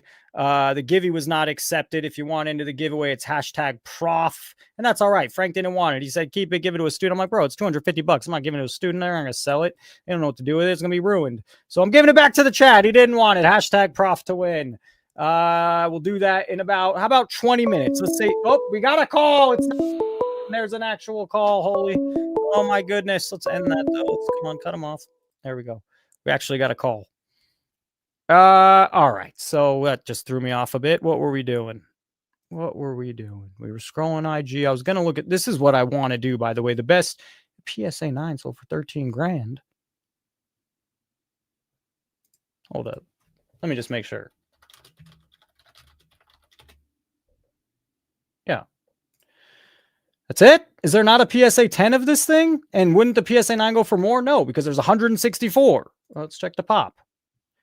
110, worth a lot of money, folks. But then once you get to the 9 and there's 164, so this is a Hall of Famer. He's not just a Hall of Famer. He's legend. He's one of the guys. There's only like oh damn it, it does that when you here we go. Okay. When you go to NBA, and same kind of goes for football. Baseball is not the same, but NBA, there's about 10 to 15 players all time that fucking matter. Oh, there's another one. I heard I was saying the F-bomb alarm tonight. Sorry. That's it. And he's one of them. And so sure, his PSA 10 where there's one, there hasn't been a sale forever. It'll sell for tons of money, hundreds of thousands. But then once you get into a pop count of 100 and what was the 9? 150. So the next best 164 of one of the best NBA players all time, one of the most one of the high, this is someone you'd collect. Oh, everyone's in the moment now, in the hype now, on the players now, and for some reason the cards sell for more than this. So you're in for a big, huge fall. They are hyping Dr. J and Griffey and some of the guys you are thinking, oh, hey, look at that, we gotta go get them. They're gonna last forever. Well, they're not. Their prices will, and maybe I'm wrong, and this Dr. J is going to skyrocket to 100 grand. But because there's 164, and you can't tell me no one wants Dr. J. He's one of the guys on the 15 list of 15 that do matter. This is not an overstatement. He helped revolutionize basketball. And it matters when you're a fun player. And if he played in the NBA his whole career, he'd have won more championships and more MVPs. Arguably, the 70s was wide open in the NBA. So that's our first. And a PSA 8, there's 1,000 of them, and it's selling for $2,300. So what what am I sorry? So see, the one problem with me doing the research and doing the work and thinking on all this is I'm not going to be as on fire. I'm not going to be rolling. I'm working here. We're doing research. I'm walking here. Son of a gun. So I don't know if this might be something, you know what I'm going to do? I'm not going to do this on the live. What I'll do is I'll prepare this and I'll go over it on a live, and that will go down much better. So that's the plan. I'm not going to do this now. We do have a caller. I don't know who it is because I'm not on that screen. So we will random in the chat before I check who's calling in. Who is it? I know who I think. I have my money on someone. I'm not going to look yet. I'm looking at this voicemail. We did get a voicemail. And well, maybe we'll play that, save it for Tuesday because we don't have a ton here. Let me just insert that and then we'll take the call. Here we go. Okay, so you already see a big drop in price at 2,300. So the top 164 selling for 13 grand. And I'm going to go over big Hall of Famers, not smaller ones. We're going to go over some notable Hall of Famers, and you're going to see how many cards actually hold value, how many cards are actually holding price. Sure, you could look at their PSA 10s where there's 3 of them from back in the day from different years. Those might hold value, but the average one, I'm going to guess it's Frank. I haven't looked at chat. I haven't looked at the caller. It is not Frank. Holy hell, it beats Frank by a lot. Dan, I'm going to have to leave for a minute. So you come on, there's an echo when I take a call. So I know amateur hour. When I leave, I don't know, talk about which one. I'll be gone for about 10 seconds. We're going to introduce Dan. Dan, welcome. And let me get out of here so there's no echo. Took over the stream, guys. What's going on? I missed the start, so I'm not sure what was talked about yet. Maybe you can get me up to speed in the comments. Well, didn't see that coming. Dan, the card man, is here. Dan, thanks for joining, bro. What Oh, good. How are you? I'm doing well. How are you? Not too bad. Just chilling. What made you call? What are we going to talk about? I was just bored, to be honest. I was just bored. Is it shilling? Oh, we get to shilling in a sec. I recorded a video earlier today. There were some comments by Mike 2 days ago when the whole Ziggy thing popped off about the grading guarantee and how some of that may have been misreported or misinterpreted. You're watching. So you'll see a video tomorrow. I basically read through PSA's grading guarantee. There's nothing to misinterpret there. There's nothing that was misreported. It's black and white. So stay tuned for that. One question I think we all have, or I have, and I know you've told me what you do, but does your job or your previous past help you know how to read all that, or what background do you have? To an extent, so I'm an accountant by trade. I'm an external auditor. So my bread and butter is around understanding risk and business controls and processes and all that kind of thing. But to be clear, as I've said before in previous videos, that doesn't really, impact what I do, right? My views are my own. They don't represent my employer. I got to say all that, cliche stuff, but it does help, right? Studied this thing at university. Like, it's pretty simple, pretty straightforward. Understanding business processes, controls, what that means, what risks businesses expose themselves to by not having the right things in place. It's just sort of easy to spot, to be honest. Let me put Yeah, go. I agree. It is easy to. I want to ask a different question. Let's say you, after the live, we're going to have a phone call with P. Ryan. Where would you? What would you? How would you take that? In what do you mean? How to handle the conversation? If you were to, well, I know I have my own thoughts, but I kind of know, but yeah, I mean, I'm going to be a listener. That's for sure. Not going to agree with everything, of course, but I want to, Well, I just want to understand more about what actually happened. I think when I recorded the first video, that the one thing I sort of asked him to do was, give us more context around the other items that he's consigned. Like, did you accidentally bid on those things as well, or was it literally just a one-off piece? The big frustration with me on this whole thing is that his story changed, right? He put out an Instagram story saying he did it to watch the item, then he put out a live, and then the interview with Dr. Beckett. I think it's a bit contradictory in terms of the things that he's talking about. So, like, the easy answer is just show your history, right? Show your bid history.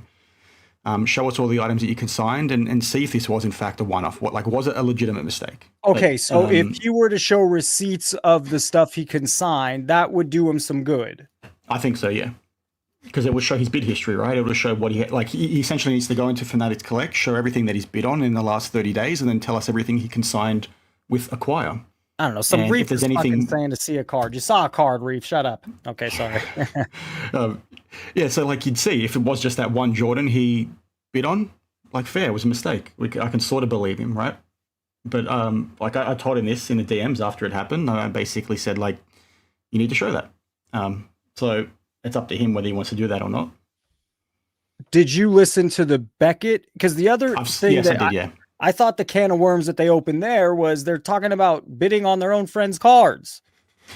I think I have a sneaky suspicion that's why some of these videos have been deleted, because I think that's been misquoted in terms of what the interview's saying. I think Neo in his video talked about Patrick, or implied that Patrick said that he does that, but I think if you go back and listen to the quote, it says something a little bit otherwise.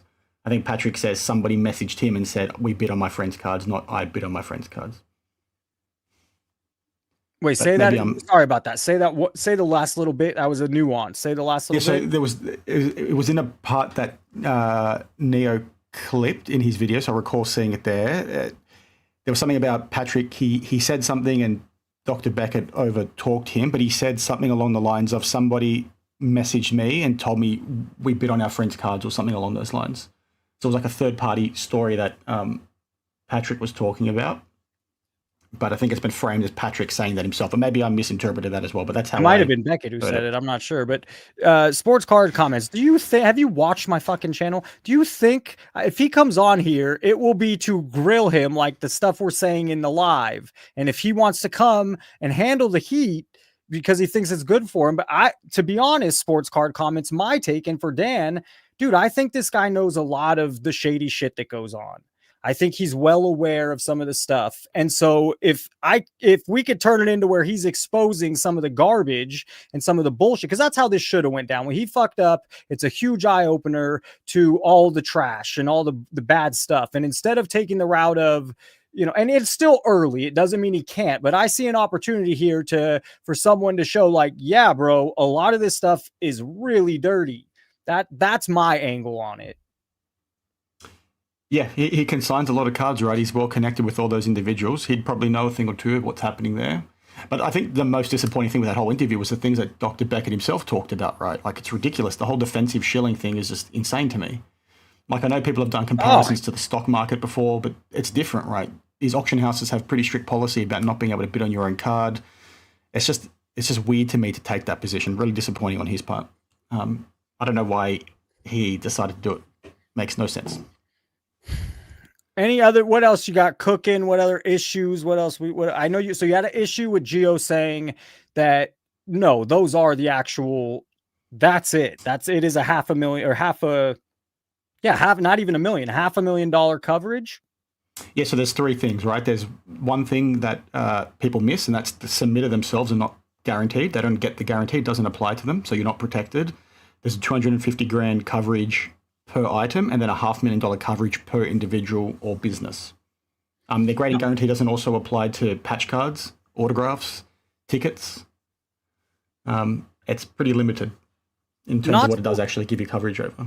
Not Sports Card says intent, communication, and result. That's what matters. We're kind of reaching, but I don't does intent matter? Because I don't, if you're not trying to buy it, which those his friends wouldn't be, they're just trying to create a floor, make sure they don't get screwed is how I understood it. Not even screwed. Make sure the card sells for more than they paid. I don't know. But I don't think intent, intent is subjective. So it's either a offense or not. Yeah. Like the intent piece, I think people have used to defend it in the past. I think Dr. Beckett said that as well. But if you're looking to manipulate a market, right? Take a step back. You've got a card, it's worth 10 grand. You want to sell it for 15 grand. Why you've consigned it somewhere, just bid it up to 10, 11 grand. And then if you ended up winning it yourself, you only have to pay the fee, right? Because you're going to pay the company, you're going to get the money back, and you just pay the sales commission. So you're only having to pay a small amount out of pocket in an attempt to either create a fake comp or try and rip somebody off, because the card itself wouldn't have sold for that amount had you not shield bid. You've tainted the auction, so there's no defending it. Yes, that's right. So exactly when I hear, when you put a bid in, even if it's one, all of a sudden, somebody else wants the card, or maybe if there's three and you want to make, so it does create there's many false senses, because now you think the card is not only does it up the value, but you're thinking, okay, there's a little more demand for this card than we thought, or someone else wants it too. Yep, that's false demand. It's just unnecessary. And there's a reason why they say you can't do it. It just ruins things. Obviously, there's some auction houses where you can. I think there's some when this whole thing popped off, I had people DM me from Canada saying there's auction houses over there that let you do that. I don't know what auction houses they are. I haven't probed them further. I need to look into it. But they said there's auction houses which don't restrict you from bidding on your own items. And people aren't aware of things like that. Not sports cards. Call in, give your take, because you're saying like it's complicated. How prevalent, Dan, do you think this is in the industry, or with certain high end or certain niches? How prevalent do you think it is? Somebody asked me this question the other day. I think it's a lot more than what people think, especially with the newer entrance into the hobby. I think like from a flipper perspective, I think there's a lot of people that are mainly about the money. I think it happens a lot more with those individuals. Like I probably hard to put a percentage on, but it's a lot. All I can say is it's probably a lot more than what we think.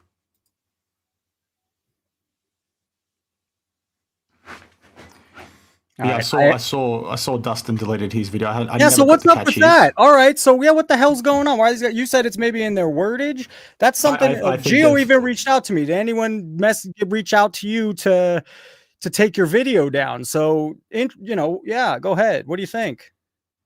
The only thing I can think of is that they've said something that wasn't true, and that was made clear to them. That's the only thing I can think of.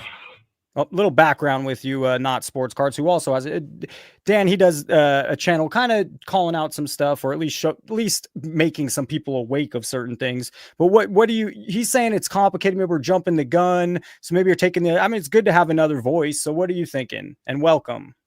First, thanks, Jason. Can you hear me okay? Because I think I have the wrong mic on. Hi, Dan. Long time watcher, first time talker. Thank you. How's it going? I want to talk about that. Something else.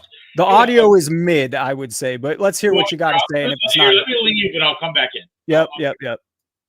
Let's have him do that. I'd like to hear his perspective. What about, Spike was on here, Dan, saying to kind of slow down on what we're saying with Beckett. It's also new, but he also wants a second conversation. So maybe that's a little biased. I don't know, because it's hard to slow down with what was said. Well, it's pretty clear what he said, right? He literally talked about defensive shield bidding, right? And he said it comes down to intent. The other thing that's sort of lost on this whole thing is that Fanatics make it really clear that you can't bid on your own item, and it has more wording in there around the fact that even if it's fire or consignment, they took it down. So the intent is irrelevant in that specific instance, in my opinion, because they took the auction down. They clearly saw it was against their policy, so that's all we sort of need to know. All right, Not Sports Cards. Shoot. Well, I did a video on this. Nobody watches my stuff, but I think it's important that I broke it down to intent, communication, and result. Because if the intent is to manipulate the market, then it's immediately shield bidding. But the example I gave is I am in a smaller part of the hobby. If I see a friend who puts a card up, I bid it, and I bid it. There's no communication. So my intent is if I win, I buy the card. I have not communicated. Do you bid it on it so they don't take an L? No, I'm going to buy it. That's what they said in the interview. They said the friends bid on it so they don't get crushed. In the interview, I forget the exact verbiage, but that's basically what I took from it. Right. Well, I think that's kind of where it gets into the gray, and that people are looking into painting it exactly where it is a problem. I'm not saying there aren't problems. I'm saying it's not all problems. And I think that a lot of times we try to look for an issue and then run to the worst part of it, which I think is important. But I think there's a lot of stuff that goes on in bidding that is somewhat okay. Like I said, for me, it's I see a card, I would buy the card cheap. And I think, but what I also mentioned is walking up a bid, right? So by the way, these guys are not the people doing this are not it shouldn't happen at a little bit. You have to put, this was a $20,000 bid, and the things I'm more worried about are not at the little level, which still sucks, but you're talking about a $50,000 card, a $100,000 card. It's a lot more money at that level, a lot more stake. There's a lot more at stake. I agree. Obviously it matters, but I think most people who are watching this aren't bidding on a $50,000 card. And I think that, talking about shield bidding that happens on eBay or on some of the smaller auctions is better, because the big auction houses, they get you in, they want you to have no reserve, And they're used car salesmen. They're just getting commission off of this. So they want to get the biggest price they can. And people say, why don't you start at a price? Why don't you have a reserve? That's not what they want you to do. They say, hey, we'll show you all the data that says you don't have a reserve. And we have policies that they kind of fix it themselves. So it's like the overall architecture of the system on that end. But I think, again, so wait, most of eBay, you could do a reserve. I'm not going with big auction houses. Some of the auction houses don't give you an option for a reserve. Is that what you're saying? Or they strongly try to push you towards not having a reserve. And like how an auction house promotes your product or your item in the auction can have a lot to do with how well it does. And so they kind of say, hey, if you want to make money, do this. But hey, we'll make sure that it won't. Like, there's a lot of gray area. Nobody's sitting out there going, I'm going to shill bid your card, or you can shill bid your card. There's a way to protect yourselves. If you want to put this card, we know it'll go for this amount. That's kind of my point here, is that there's nuance. I'm not protecting the people who want to manipulate the price of a card. Those people need to be called out. I think there are other things that is almost like the oil that makes the system go, that we have to be at least aware of and try to just look at it for what that is versus the true scumbags who are trying to run up prices of cards so that they own a bunch of copies and then they basically pump and dump. And I just think there's a difference between. There's also a very hard line to know what's what, though. Then it's extremely hard to say what's what in that case, under your circumstance. I agree. Like I want to ask Dan this, because the methods of understanding shilling or an item that is shilled on eBay. Like I always say when I look at it, I'm like, this looks like shilling, because you can go into the bid history and say, this guy's bid 95% for this with this guy. It's like, but you never really know, right? He's got low feedback. So that's part of the problem here, is that you kind of never really know. And so how do you kind of define the shilling, or how do you feel comfortable calling an item shilled that you see? Well, to be honest, I think it's as long as the person who owns the card or it's a related party of theirs that bid on the item, I think it's shilled. Even if you intend to buy it and keep it, I just think it just makes it too dirty. Because then you don't, intent, you're never going to know, right? Only the person who did it knows what their true intentions were. So because you can't confirm that, my view is just don't bid on it at all. I think it's dirty the second they do, and it taints the whole thing. You don't know for certain whether you're being pushed up by somebody that actually wants to own the card, or they're just looking to make their friend more money. And people will say, well, you still bid against it, but you know what happens in auctions, right? You get a bit excited, you probably bid more than you should have. And, if that wasn't a legitimate other buyer, you probably would have won the card for a lot cheaper. So I know you still then have the intent yourself to bid higher, then you're paying more, but that's what happens. I just think they need to I think if you're going to be bidding on it, I think it needs to be transparent and you need to disclose it. And what's interesting about that, I was just thinking about it earlier. I think of it the same way card cleaning is treated, right? People clean their cards, but they won't disclose it, right? Because they disclose it, they know it's not going to be worth as much as what it would have been had they not. The same with the shill bidding. If it was transparent and we could see the people owning the card bidding on it, that auction would stop getting bids on it almost immediately. It would not sell for new higher prices, in my opinion. I agree with that. I agree wholeheartedly that they meant, and that's where I guess intent and communication comes into play, because you say you can never measure intent, but it's probably related to it's kind of like the chain of intent is, am I going to buy this card or not? Communication is, have I actually talked to the owner or another bidder, right? It doesn't even have to be the owner. It could be because we're talking really what that podcast was about. But in general, there's a lot of shilling that goes on where, hey, two guys own a card, and they're just going to run up the price, not pay for it. What night every night? And here's another thing that I've just recently found out is we go by eBay and then we go into 130 Point, we see what's sold and completed. And in truth, you can do a completed sale that never happened. And I think that that's something that people need. And I found this out recently by pure accident. How come? Hold on, before we get Whatnot Fanatics create monopolies and we're talking about Dr. Beckett. The problem is Dr. Beckett he just did his last podcast is called Defending PSA. So he is also, he's really trying to, and he did some bad interviews and, or he's having some weird stances. I don't know. I do want to talk to Beckett again and fucking steer him in the right direction. Go ahead, bro. Sorry about that. I'm sorry. I lost my train of thought. No, bro. Here, I got another one. They took time. We're talking about completed sales. So let me give you the idea of a completed sale. Oh, that's right. That's right. I had a friend the other night who sold a card to a guy in Canada, and I had turned him on to the guy, and the guy's like, "Hey, can you cancel the sale? I want it shipped directly to me in Canada because there's all these problems with shipping out of the country right now." And my friend's like, it was his first day selling on eBay. He's like, I guess. So he canceled the sale. The guy had paid, canceled the sale. eBay refunds the price. He changes it to international shipping. Guy buys the card, goes through. So it's actually on there twice. But the first one shows as completed. So if you buy a card from me, you pay it with your credit card, and then I cancel it, that shows up in 130 point as if it were sold. So a lot of people who are thinking that like, oh, they just don't go, somebody bids up an auction and they don't pay for it. There's another way to actually look like it's sold. So there's so many problems here that, I mean, I think it really does. I do agree. There's a lot of problems. There is a lot of problems.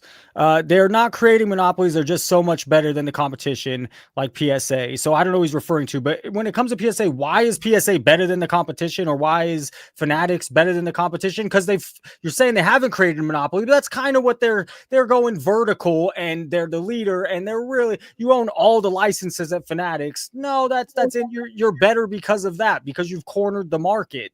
And that's what PSA is trying to do. And Beckett's kind of down right now because Beckett's in legal trouble. The owner's in jail. Someone else mentioned one other thing. I wanted to find that comment. Here. And Dan, this is to your point. Not necessarily. I think. I went way harder than these guys. So and I think I did with my first video too. Like, I think they've just said something that wasn't factually correct, because I had a conversation with him after my 2 videos, and I didn't have to take my videos down. He didn't ask me to take my videos down.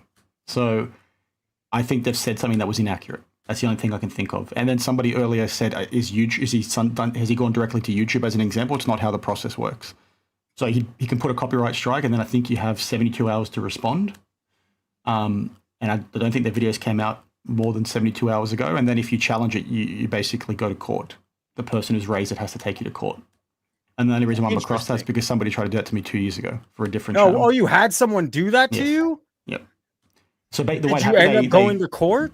No, because they didn't. So the onus is on the person making the complaint. I think they have to take it to a federal court, I think is what the process was. They have 30 days to do that. And then once the 30 days lapses, your video gets put back up. And your video went back up? Yes, correct, yeah. If I could broach a different topic, because you guys were talking about like the shill bidding and price manipulation. I just want to actually ask Dan, because Dan did a video a couple years ago. There was a content creator called The Great Curator. You remember The Great Curator, Dan? Yes. Everyone's favorite. And this guy, he was essentially caught faking Star Wars card sales. And then there was like this box break that he did with DAP Sports. And, as it relates to shill bidding, this is another form of price manipulation. And in my area, Star Wars cards, DAP Sports, during the National, made a video, people call it a skit, where he had the highest paid Star Wars card of $100,000. This guy is known for faking sales. Why doesn't the market call out these? What can you do? We're calling people out right now. The problem is what everyone says is, dude, there's nothing. It's the internet. Someone could go make a new name and sell under another. What can you do? And then there's new customers coming in that don't have a clue. There's nothing we can do but call it out. There's nothing. But you can. Like, I'm just curious of what can we? I'm asked Dan. I don't think I could do anything. I don't like I have, right? But I don't think people care enough. Like, people don't care. People just want to make as much money as possible. There's so many people in this space now, in all aspects of life, actually, just so individualistic. They don't give a shit. They just want to know what's in it for them, what amount of money they can make, and then they'll move on and forget. It's why you see so many people get second, third, fourth chances with scams. Is why you see people like Backyard Breaks continually get allocation and get supported by PSA. Like, the fact that PSA still associates with that brand after all the crap they did is everything that's wrong with this industry, right? They should have kicked them to the curb the first chance they had. I agree. I think there is a huge differentiation in a sense, essentially, which is easy. You've talked about it. I've talked about it. And the professor has, is that there's gambling and there's collecting. There is not a huge cross section anymore. And the money is on the gambling side. It's not on the collecting side. We're kind of there to pick up their trash at this point as being collectors. We're not the main focus of revenue for them. If we No, were, but the thing they need to be careful with, right, is things I've talked about before. The collectors are getting pushed out more and more. And like you said, we're here to pick up the trash. But if we're not here to pick up the trash in 10 years' time because collectors got pushed out, the hobby's not going to be here, right? The money that's being justified off the back of these repacks and boxes is not going to be sustained anymore because there's nobody there to buy the things that nobody wants to buy. I think it's an interesting conversation about repacks, and the digital repacks are a different level. I think repacks are actually created by the idea of wax prices getting too high. No. Mystery packs were created way before. It's when you have a lot of inventory and you can't fucking move it. That's 100%. That's not people. These people have tons of cards, tons and tons, all the slabs that have been graded, and they have no way of getting rid of them. So what is the best way to do? We're going to offer you a mystery pack where there's less than 1%. Maybe in some of these you got a 5% chance, but 95% they get to get rid of inventory that they can't move. And that just I don't agree with the take that you're created because boxes are high. We got, first of all, there's a difference between there's price relevancy, but it's expected value. At the end of the day, it's about capital destruction, which is if you open a box of $500 cards, what do you get out of it? What's your I disagree with you wholeheartedly. But it's an ecosystem, right? It's a bunch of people trying to keep their business going. And so now this is what they're moving to. And it won't last because mystery packs are a bad product. I'm not saying it's going to last. I'm just pointing out that the idea, if you buy a $500, I'm not like a big fan. I see what Sports Card Radio made the same. I know the argument. The argument is flawed. That's it. People like to open wax. People like to mystery packs. You're going to buy in 6, 3, 8 times and never do it again. It's not a lot. You buy mystery packs all day. I would be surprised. No, I think that listen, what I compare mystery packs to, and even breaking, is to timeshare. Timeshare, when it originally originated, was a good idea. Hey, listen, 50 of us will get together. We buy a house. We each get a week. Works well. Then over time it gets bastardized. One guy's like, you got to pay me to run it. And then he starts charging a little more and more. And then you have this terrible industry.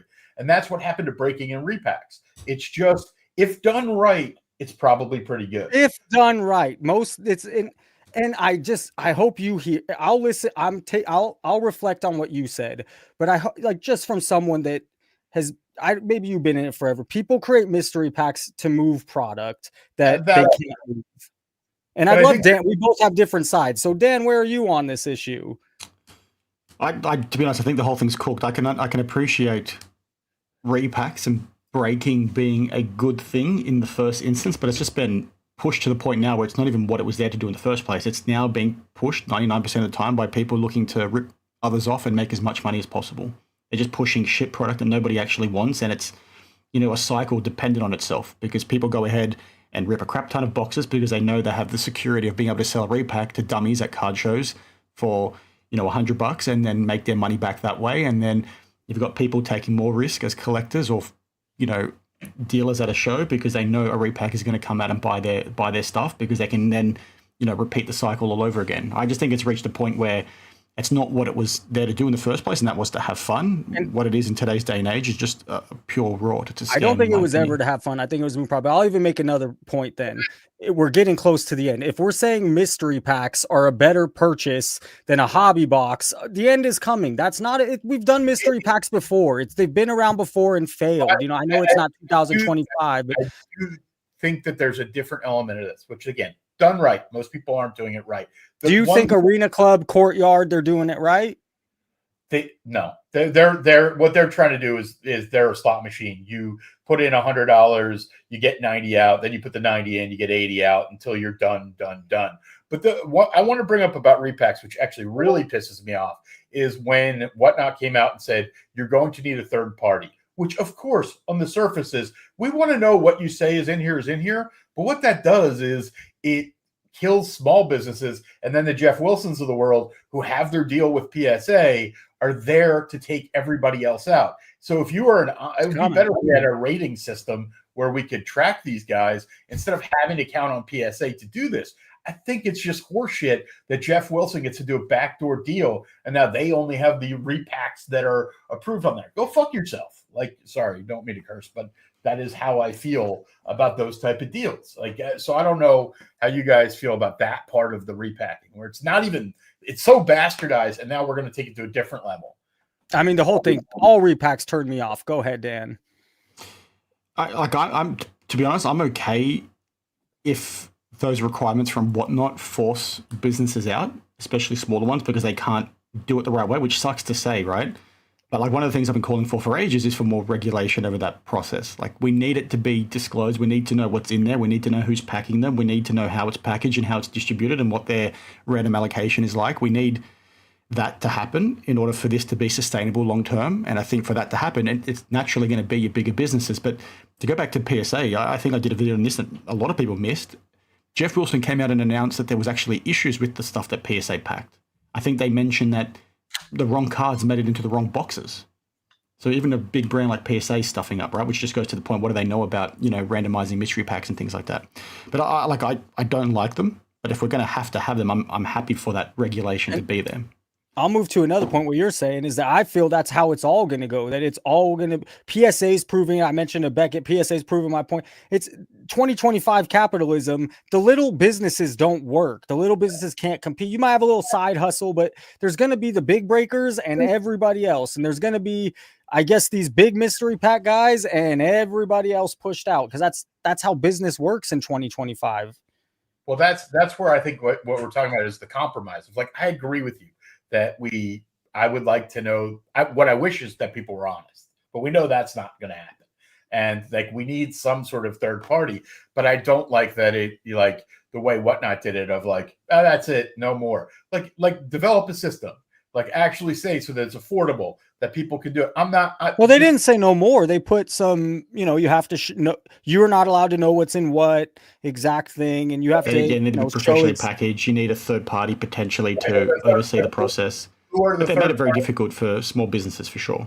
Right. And they didn't like say, hey, let's do this over the next 6 months. I saw a guy crying over the mystery packs are done because it ruined his business. It was funny. Good. I got to find that. Good. He had fucking 3 years to sort his business out most likely and didn't do it.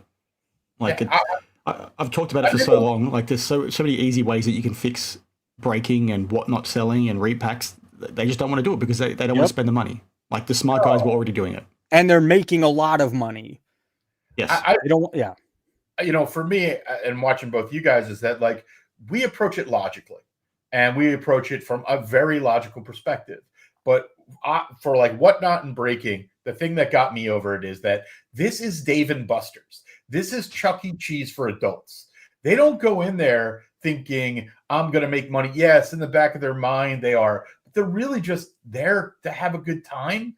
Yeah, and that doesn't make sense to me. I don't do it. For me, I want to have a good time getting my card. And so I've bought into breaks 10 years ago, or, not the same way it is today. And sure, you get to see it's an hour and a half of something, but you end up feeling, what the fuck did I just do with my money? Why did I do that? I didn't get much. I got nothing. I was a bad buy. So for maybe it's fun, but for me, I'd rather have the card I want rather than feel like I'm losing money.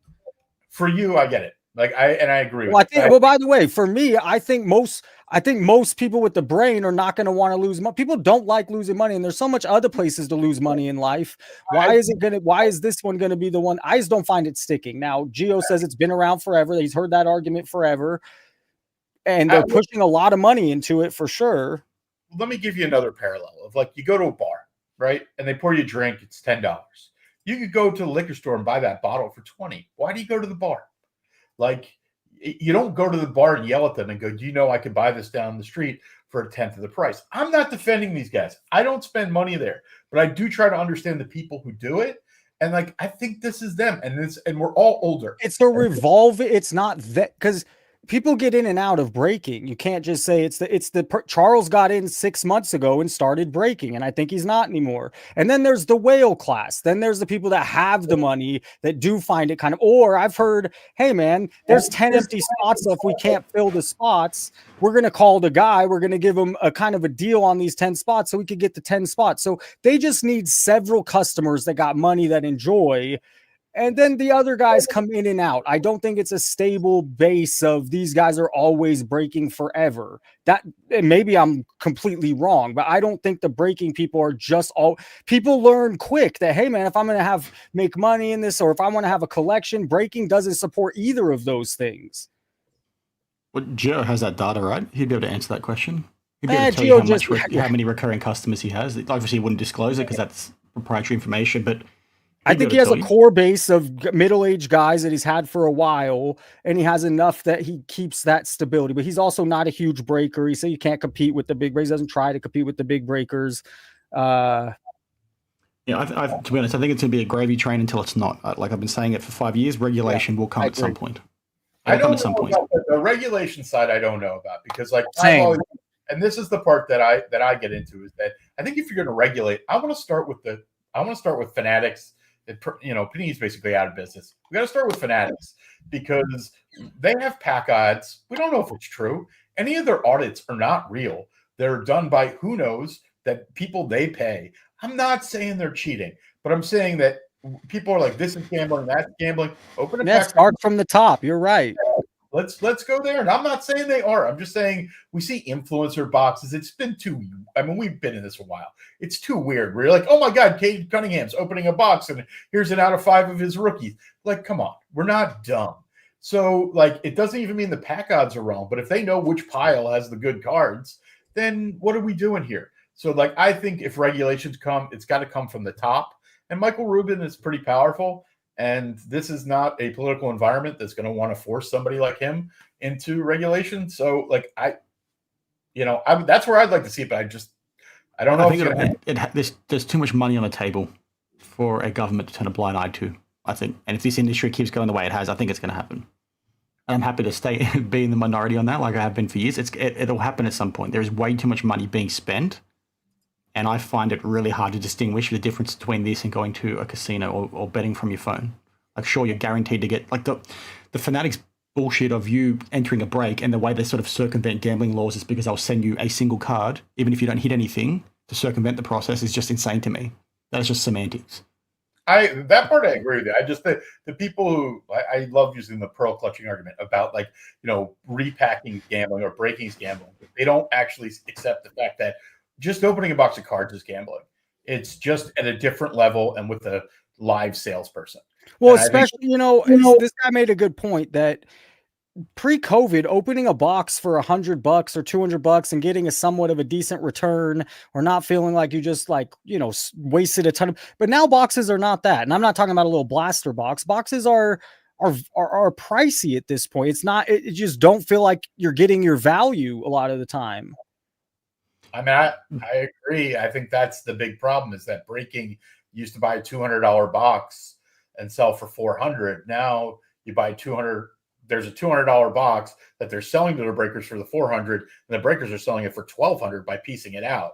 So yeah, I mean, it's capital. I think got a lot more expensive. Go ahead. Sorry. I think the other distinction on this though, it always comes back to the nature of the sale, right? The way they're selling the spots to people, the way they're selling repacks is degeneracy. A lot of these guys, like, it's being sold, it's being pushed on people, which is dirty. It comes across they're trying to, like a drug dealer trying to keep their customer hooked, and it's just not like it's the nature of the sale. It's the way it's being sold. It's how easy it is to interact and just press a button on your phone and not think. Like, if you want to buy a box of cards, you got to go to the shop and buy it. You got to order online. It's got to wait for it to arrive.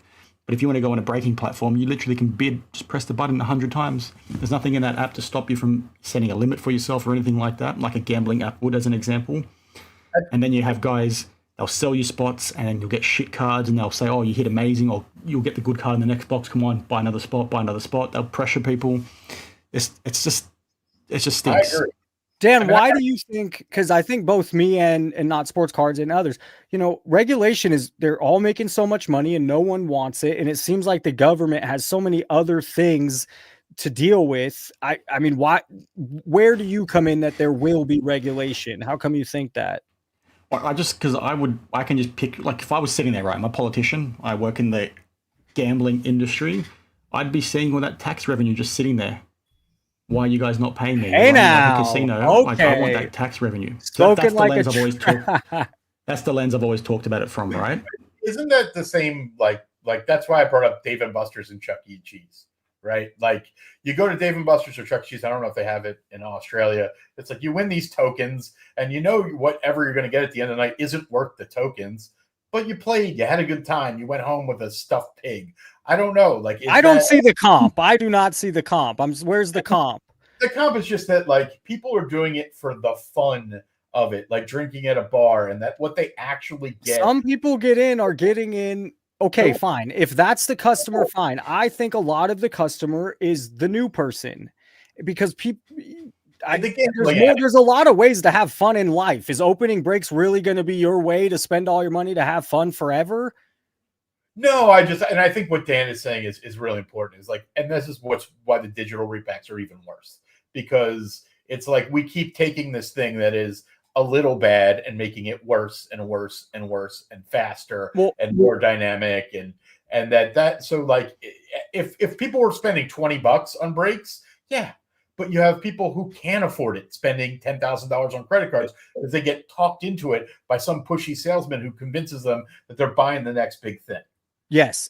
And Dan, you had a great answer. First of all, I want to give Dan a lot of credit because I do think more people are talking. I do think that Fanatics Live thing's that could definitely come to fruition. And you're the first person I heard that from. And number two, that was a great answer by saying the tax rate. There's just too much. They're going to see money to take. Yeah, exactly. It's a no-brainer to me. And obviously it's easier for me to talk to because Australia is a really regulated country, especially from gambling. Like we have a really strong gambling culture here. I think we have more poker machines in Sydney than there are anywhere else in the world combined. I think that's a legit stat. Maybe someone can Google that for me.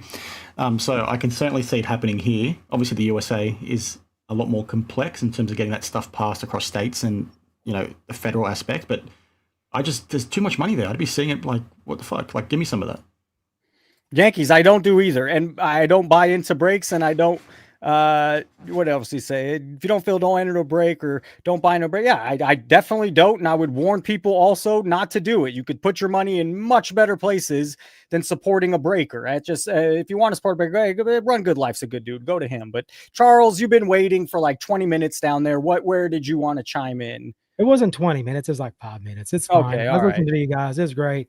Dan, big fan. First time talking to you. Great to meet you. So I wanted to get your input on a couple of things our good friend Jeff Wilson has said lately about different things. So you're aware of Collectors MD. You're aware of Alex Efron. I work with Collectors MD.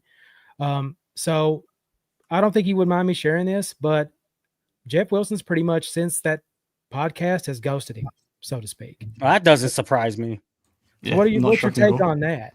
That's not surprising because he's painted me as somebody that does stuff for virtual signaling. Like that's all he's there to do. He's there for the optics and that's it. The same thing. Like he's done that time and time again where he's had opportunities to do and make legitimate differences in this space.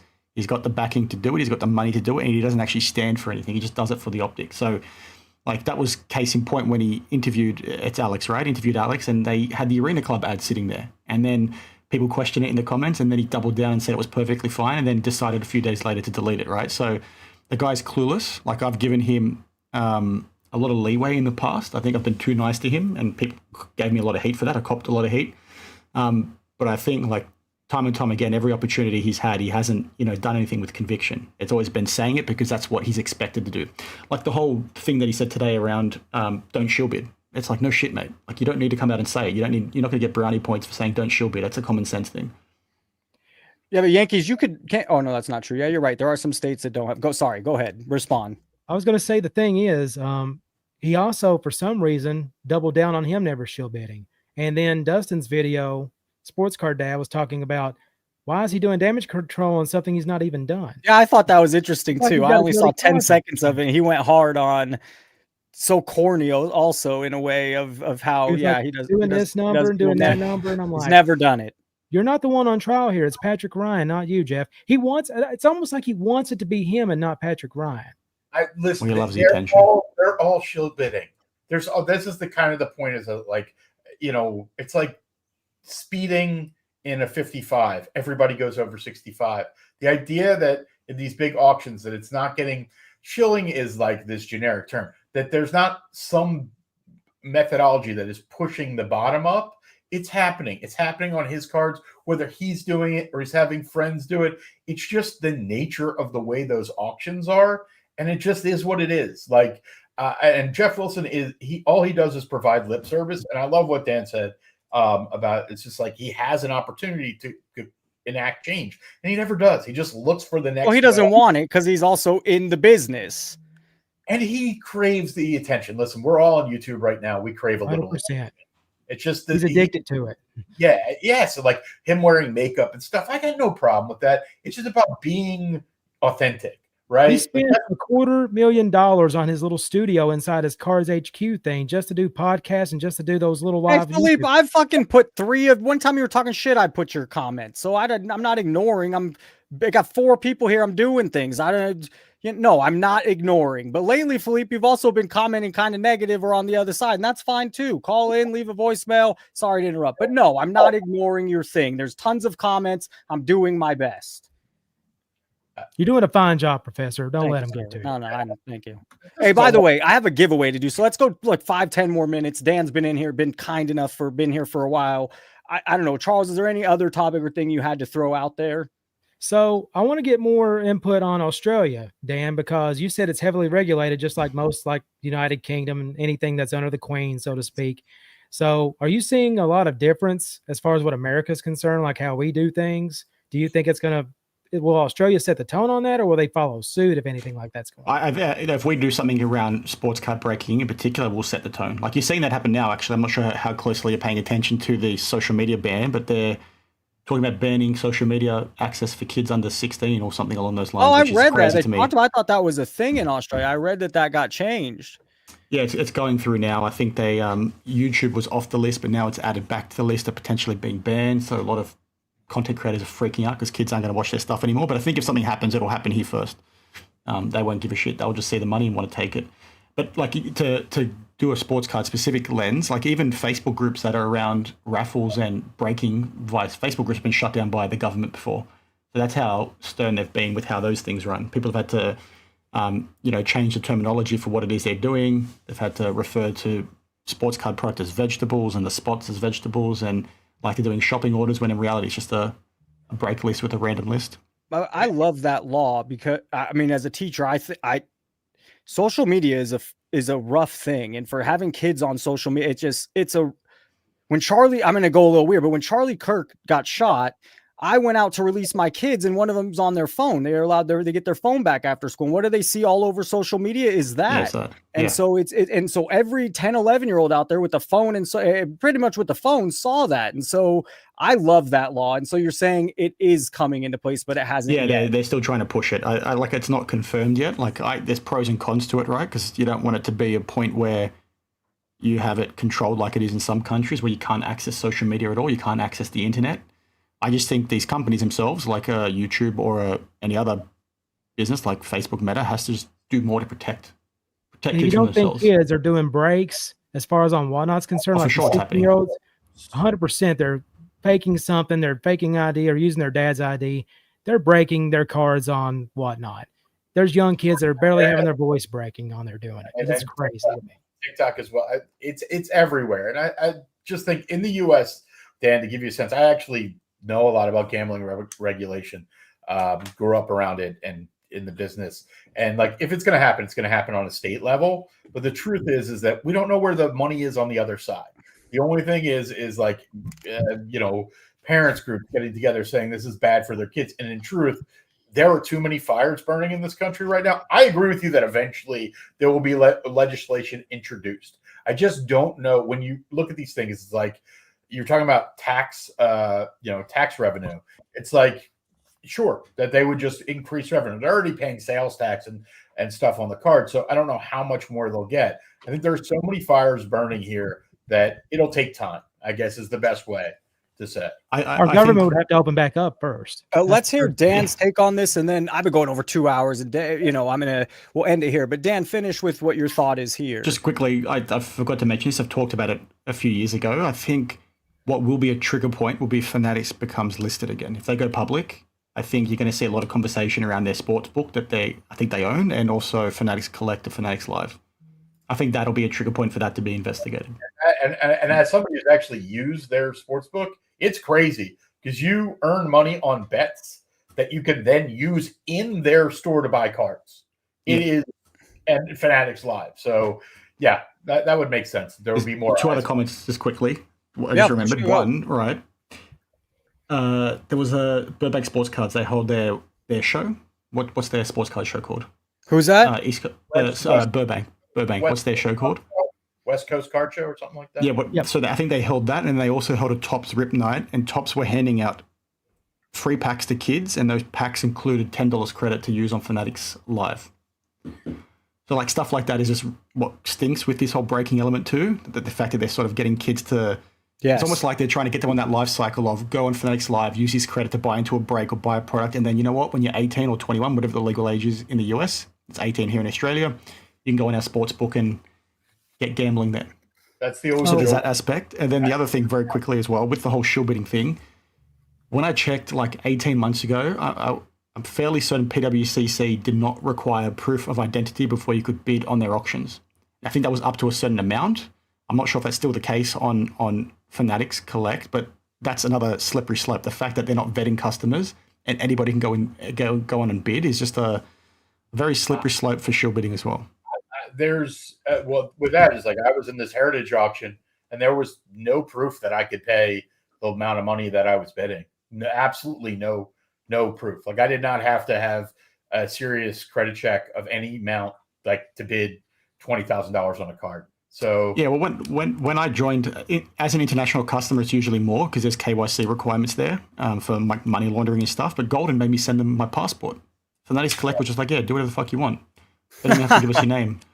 Yeah, Golden actually they actually ran some sort of credit report on me to bid over 10,000. Heritage did nothing. So yeah. So one more thing about the whole Mark Rubin thing. So he went on CNBC about a week or two ago. He said flat out, his Fanatics Live is losing its ass for the next 2 years, and it's forecasted to. He's going to make that money up somehow. And what a way to do it than the sports card hobby that's going into a huge boom period. He's going to recoup that somehow until he sees profit in his Fanatics Live and his betting thing. And I think they're looking at an $8 billion valuation for Whatnot. And I'm a huge believer in live selling. I truly believe that live selling is the future because we have AI on one side and people are going to refute AI and they're going to want humans. And so I think I don't think he's going to try to get it back from there. I think he's going to try to launch a competitor to Whatnot. And that's how he gets his money back. That's my guess is like live selling is enormous. It's one of the most undervalued thing in the United States right now. Whoa. The betting platform is losing its ass. That's the bottom line. And he even admitted that as such. Tyler Tarver was pooping on me. Tyler Tarver, I'm very confident in saying this. He don't got shit on me. And Sports Card Nonsense is having them on his YouTube. Tyler Tarver's content is so fucking bad, I wipe my ass with it. So if he's pooping on me, bro, hey, keep pooping. Who's Tyler? Oh, this fast talking guy always using his kid. I don't know. He's not my favorite content creator. Let me Nobody go knows Google him. what you're doing, Professor. And by the way, he has all those followers. He's had a channel for 16 years, and he had a math channel. He's a math guy, and so he turned his math channel into a card channel. So don't let the views. Oh yeah, I've seen this guy before. Yeah. Oh gosh, can't stand him. This is just the only place that you can come that if you have some knowledge and then you can go back and forth. And like we needed this. Like Sports Card Radio, those guys were good for a while, and I understand whatever things happen, but they never would take all comers. And hey, I appreciate that. So I appreciate. Gentlemen, we'll end there. And Dan, dude, chat loved it. It was awesome, and thank you for calling in, Charles. And not sports cards. What's your first name? Mike. All right, another Mike. And then Dan, of course. Thanks for calling in, guys. Yeah, thanks, Dan. Really appreciate it. That was awesome. Come on, that was awesome. That was a lot of fun. Dan is a smart motherfucker. That's all. Dan is on it. And I'm not saying that just from the conversation we had now. In talking with them prior, and him having some takes that have all kind of come true, or I don't want to say come true, but I think have some bat legs. Dan is on it. So, and it was nice of Mike, Not Sports Cards. Go check his channel. Charles, thanks for calling in as always. Everyone else, Hardcore Click. Let's do the givey. There's 117 in here. I'm giving. Let me share the screen. It's hashtag prof. My bald ass head. Hashtag prof. Let's see. We'll share the screen. Hey, I can't mention Geo. He mentions Geo 2 or 3 times a show. Fuck. You guys are idiots. That's all I'm going to say. I was at work. I had no idea Neo took down his video. I had no idea Dustin took down their video. And the first time I heard of it was he freaking text me. So that's how I heard of it. And then everyone echoing it in the chat. Oh my God, he's got, hey, you know what? The same thing with their content. Their content doesn't have shit on me right now either. Nothing. Why is he bringing in? The one part I already told Gio this months ago. I don't know why he's bringing in certain people, and now I'm giving free advice here. But bro, you can't just bring on Joe and Frank and Timmy. That's not how this shit works. So I don't. So there, if they're talking trash on me, I just gave them some free lessons right there. What are you doing? Bringing in the? That's not going to work. It's not going to work. All right, let's do this giveaway here. So hashtag. Fuck yourself. No, I'm kidding. Hashtag prof, PROF, get in. What do we got? We had like 40 or something. There's 49. So we get a couple in the late. Don't get in unless you want this Roman Anthony. It's a 8x10 auto. Is it a rookie? Who the hell knows? I guess kind of not. It says Topps prospect in the right. There's 49 of you. I think that's what we'll do. Only get in if you want it. I'll give you about 20 more seconds. I'll play, I'm going to play I'll play a little sound. And when the sound's over, we'll get started. Like bing, bop, boom, boom, boom, bop, bam. The type I'm on, you wouldn't understand. The type of skits I'm on, you wouldn't understand. Big dog business, I would not hold your hand. Here we go. Hashtag prof 52, 3 late entries, draw. There you all are. Thanks for being here, guys. It's a blast. Holy shit. Was that Michael Mayone I saw over there? Saw a foul. Oh, Jimmy 81. I haven't seen foul ball much. It would have been great if you won. But Jimmy 81's been here for quite some time now, maybe 3 weeks, a month. I've noticed him in the comments. Maybe I'm giving him too much credit. Jimmy 81. What do you win? What do you win? You win that. Roman Anthony. So this is what you're taking home. Hopefully you want it. Frank, thank you for Frank didn't want it. So second chance. And then the best voicemail of the year. And we got a few now. We'll play on Tuesday. 702-483-7344. Tonight was fun. Dan calling in definitely was awesome. The other callers, of course, I'm not trying to overshadow, but Dan, that was I didn't know Dan was going to call, so that was very fun. And getting his takes and letting Not Sports Cards throw in his and letting Charles have a moment.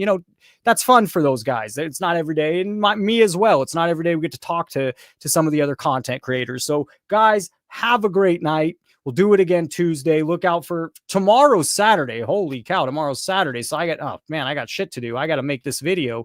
The Hobby Pulse check tomorrow morning with these 4 gentlemen. Dan the Cardman is going to be on the next one of these. The next Hobby Pulse after these 10 episodes. Dan the Cardman accepted to be on. Beckett denied prior to any of this. Just said it wasn't his cup of tea, but that's fine. We'll say that. Maybe what am I calling out Beckett for? Beckett, I hope we talk again. I hope we could talk about some of these crazy takes you have, and I can give my side. And hopefully we can go back and forth because there are some crazy takes, that's for sure. Gentlemen, have a great night.